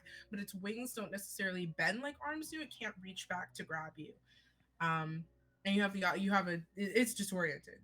And I don't care if I can't see them. What happens next is as I hit it down, I just breathe in, and a mote of smoke just envelops both of us in a 20-foot sphere as I cast Fog Cloud to further Okay. disorientate it, so it can't see anything anymore. No, it can't. Hmm. And it's flailing around. Let's see. It tries to swipe at you with claw and then tail, both whiff entirely. Kaz, normally a combat encounter would promote this, but since we're here, how would you like to do this? The question is, what is the this in question? Take it down. I think as we are enveloped in this fog, you see my body begin to almost burn brightly as I use the essence of those I am descended from. And with one final big strike, I kind of come down underneath and just uppercut this thing with my hammer, just trying to knock it out. Like, I'm not gonna kill it. I just want it to just be on the ground so I can book it and leave. You bring that hammer up in this arc, and flame and embers follow your weapon as you do, and impact. Boom. All of you, the wagon's still invisible, you're hauling ass. And you feel this shockwave. And for those of you actually riding in the wagon, you look up and you just see there's just this fog in the air, right? And you see thrashing dragon limbs poke out of the sides every once in a while. And that sort of impact just dispels the cloud for a moment. And you just see this giant, it's cats, but big, this giant form, hammer in hand, riding this upside down thrashing dragon down to the ground. And I think we're going to do a very, very quick epilogue because I don't want to disrespect anybody's time. So, you arrive back at Lake Town. You have about, between all of you, enough for everybody to take home 600 gold each. Wow. Nice. Wowie. You find Micah back at Arrow's Mark. Same form that you met them in. The red, the auburn hair, the rich skin, the green cloak. See, you're able to pass off these giant things, these sort of spherical green jade-like structures. You pass off to them, and they just kind of sigh in relief, and they take each. Which, Bear, you picked one up. You know they're heavy. Micah takes them without any difficulty. And then they have like this intricate sort of looking bag at their side that they open up and then push each down into. And it is completely consumed. And then they flip the bag's lid back over and buckle it tight. And there's like a slight bulge to it, but looks pretty much unaffected. And they just sigh. Thank you, all of you. Where is Cass? I guess for like Kronk or Cusco bursting through the door. Imagined it. Just, I'm here. Just like Kool-Aid Man. Oh yeah. The tavern door He's is not the almost... Kool-Aid Man. The tavern door is pretty much taken off of its hinges as Kaz, the adrenaline has not quite worn off from the fight. And your measured strength is not so measured right now, and you're just standing in the doorway, just like it's like, there's Cass. And kind of beckons you over to the table. I will slowly shrink as I walk over. Okay, your hulking form begins to take lighter steps, and you return back to your normal size as you approach the table. And Mike says, "These are very important to me. Thank you. And I imagine you are happy with your take." Well, I got mean, to I defeat a am. dragon, so I'll take Thank that. you. A I am- dragon. Um, Interesting. I got some gold, and I'll be able to buy a lot of things to do experiments with, so I'm excited. Okay. Not too bad for a day's work. I suppose this is suitable. Too bad. Certainly gonna get a few drinks at the bar. That reminds me. Right. Micah kind of looks at you all, gives you a nod of respect, and they just smile, like very wide for a moment. They say, I truly hope our paths cross again. Mine too. Cassia. Micah stands up. There we go. I was about to say something else. Micah stands up. There we go. And as they pass by you for the arrows mark like the door to leave, you get just the faintest of that prickling sensation once more. And it's gone with them as they pass through the door. Everybody else, you find yourself in Arrow's Mark with new companions. Definitely a motley crew, but a crew all the same. And I think Mission Impossi-Dale was a bit of a success. Before I end it, though, this is like the post-credit scene. You all start celebrating. This is really quick. You all start celebrating. Mhm. And earlier, before you had left, they'd been sort of clearing out space for a bard. You see that bard stride in. A gentleman in sort of black robes, and you see like pretty tall, kind of like breaks through the crowd. Carrying no visible instrument, but headed for that spot. And turns around, shaven head. Mira knows where I'm going with this. Shaven head. Kind of reaches in. No! How did you Oh, put this this isn't joke very in Dale here? of you at How all. did you put this joke in here and I didn't? I'm a failure of a Latina person! Takes out these black goggles, pulls them over his head, and takes out this sort of like a small cone, to amplify sound, and goes, "Arrow's Mark, are you ready?" It's Mr. Worldwide, and that's where we're gonna end it, because apparently this was Mission Impossi-Dale, and so my Pitbull God. had to make it in. Oh, you didn't how have did I to. not Oh, you didn't have make to. that joke? Oh no! Oh my No, god. you're not Seeing coming all back of to you Pride clutching December your next year. faces is joy. I hate How everything long about were this. you sitting on that joke? From the day that you brought it up. Oh Day my one. god. I hate this. The long con, y'all. The long con. Well, that concludes this one shot. Let's get some hype in chat for our lovely players and our lovely GM for coming around and playing games. And thank you, chat, so much for raising overall $620 for Rainbow Railroad. If you came in and don't know what the hell we're doing, this was an event for Pride December, which is a month-long event celebrating queer creators on the platform while raising money for a queer charity. This year we're raising money for Rainbow Railroad, which works towards helping unhoused LGBTQI+ individuals and also fights against the persecution of LGBTQI+ individuals. We're gonna go around real quick. Everyone's gonna introduce themselves, and then we're gonna find someone to raid, so I can let everyone go. So let's start with Dare. Hi, I didn't get to do this earlier. Hey, I'm Dare. If you enjoyed any of what I provided today, you can check me out on Twitter and TikTok at NBDare. That is ENBYDARE. I do a lot of things online. I write games and a million other stuff. Just check my Twitter. The one thing I do want to absolutely shout out is if you know Transplanar RPG, which is a all trans POC led D&D actual play that takes place in a gritty, grimdark fantasy world. I'm a part of that for full time now, so haha. Check out Transplanar RPG. The backlog is incredible. Many good people here have been on Transplanar as well, and God, if I have my way, I'm going to put everyone on there.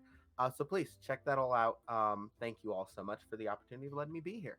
Yeah, I'm so excited. I've had so much fun. I'm on cloud nine. I'm so fucking joyous right now. Fun. Hi, it's me. I'm Fawn or Jess, and you can find me at Fun and Games in most places online. I stream video games and I produce a lot of TTRPG content. I write really niche indie TTRPGs. If you ever want to find them on my itch.io, maybe don't though. Anyways, thank you. Listen, I'll tell you what, I'm writing some new ones. When those ones come out, we'll talk again, okay? Okay. But my original stuff is very experimental. So, but yes, thank you so much. This was so much fun. What a heckin' amazing adventure. And the fact that we raised over $600 for charity. Good job, everyone in chat. Pat yourselves on the back too. I'm so You're awesome. excited. Thank you so much. Thank you so much, everyone. And thank you so much for having me. And hopefully I can see you all around for more games. Yeah, let's do it. CB. Sorry, I got new dice, and I was like, oh my gosh. Hell yeah. Glow in the dark. They're black light. Hi, my name's Omega Jones, also known as the Critical Mom. Critical Bard across all social media channels. Again, I'm an active vocalist, tabletop professional, hot mess incarnate, making treble wherever I go within the kingdom of treble. I'm also a Twitch partner. Catch me on Twitch doing all the things. Catch me on many different shows. Catch me next Monday, where I am going to be live in person in LA for the finale, the season finale of Into the Mist, which is Realm Smith's Curse of Strahd campaign. You can also catch me in the future on Champions of the Realm, which is a PvP battle between different champions. We are partnering with Realmsmith is partnering with Wizards of the Coast and Idle Champions. I'll be playing with people such as Mark Mir, aka Commander Shepard from Mass Effect, Debran Wall, Alicia Marie, Satine Phoenix, Nori Ibrahim, Matt Lillard, aka Shaggy, and many awesome people as we just figure out who's the champion of the realm. And I play a totally innocent human named Human, who is not 3 kobolds in a trench coat. Not at all. Not at all. No, never. Not at all. So check that out in the future. What else do I do? Oh god, I do way too much. Yeah, just check my socials. Some shows are coming back. Some shows are on hiatus right now. It's a big winter debacle, and that's okay because we're all booked and busy. So love yourself, love all of you, and keep being queer as fuck. Okay, bye. Yeah, Mira. Hello, I am Melee Mira. I am a Black queer full-time variety streamer here on Twitch and also aspiring voice actor. I play a lot of story-based games, lots of indies, lots of simulation, and my community has a big focus on charity. So I'm super excited to be a part of Pride December again this year. You can find me at Melee Mira on all socials, and yeah. Hype in the chat for raising $620. Let's go. Also, CB, can you tell Matthew Lillard I love him? Okay, thank you. Oh my god, Dauntless is your turn. You're muted, my love. Oh no. There you go. We can hear you now. Yeah, sometimes my computer does this thing where it just turns off. Anyway, hi, I'm Dauntless. You can call me Daunt or Liz. I don't have a preference. My pronouns are she, they. You can find me on the interwebs everywhere as Dauntless, except Twitter because someone stole my handle. So on Twitter, I am Daunt_Liz. I am a Black queer variety streamer, although TTRPGs are my main jam. I am a forever DM, if you can't tell. And I am so honored that I was able to participate in Pride December this year. It was something I got to watch last year and to be a part of it. It just warms my heart. And $600 hype. I'm so happy about it. This week, I will also be I run a long-term homebrew 5e campaign called Stormborn's Curse over on my channel. So we'll be picking that up Friday, tomorrow, 8 p.m. Eastern, and on Saturday at 7 p.m. Eastern over on Kristen House's channel, which if you just check my Twitter, you'll see the link. I will be running a 5e homebrew, another 5e homebrew one shot for charity called Ascension, where the players have 24 hours to complete a quest and graduate magic school. Very excited. I love And that. thank you again, Jude, for putting this all together. Yeah, of course. It's me. Hello, besties. If you're new here, my name's Jude. I'm your local chaotic bisexual. My pronouns are she, they. I'm a variety broadcaster and also a TTRPG performer and producer. I'm very loud, very queer, very chaotic, slightly cozy. I'm very happy to meet you. This is my channel. I do things here sometimes, like tomorrow. Tomorrow is episode 17 of Death to Divinity. We're hopefully getting to the temple tomorrow, which is very exciting. Which is the first all-adult queer D&D 5e actual play show and podcast. I am the co-creator of that, and it is GM'd by the wonderful Katie May. On Saturday, we return with more Pride December programming for a hilarious one-shot where it is basically a Hallmark Christmas movie with me, Katie May, Legend of Lori, playing, and then Jen Vaughn as our DM. I made a himbo. I'm very excited. It's gonna be great. But yeah, so I'm very excited. Thank you so much to everyone for stopping by. We are gonna go say hi to Hi Bobby, who is a queer Latina streamer who we don't actually get to say hi to all that often.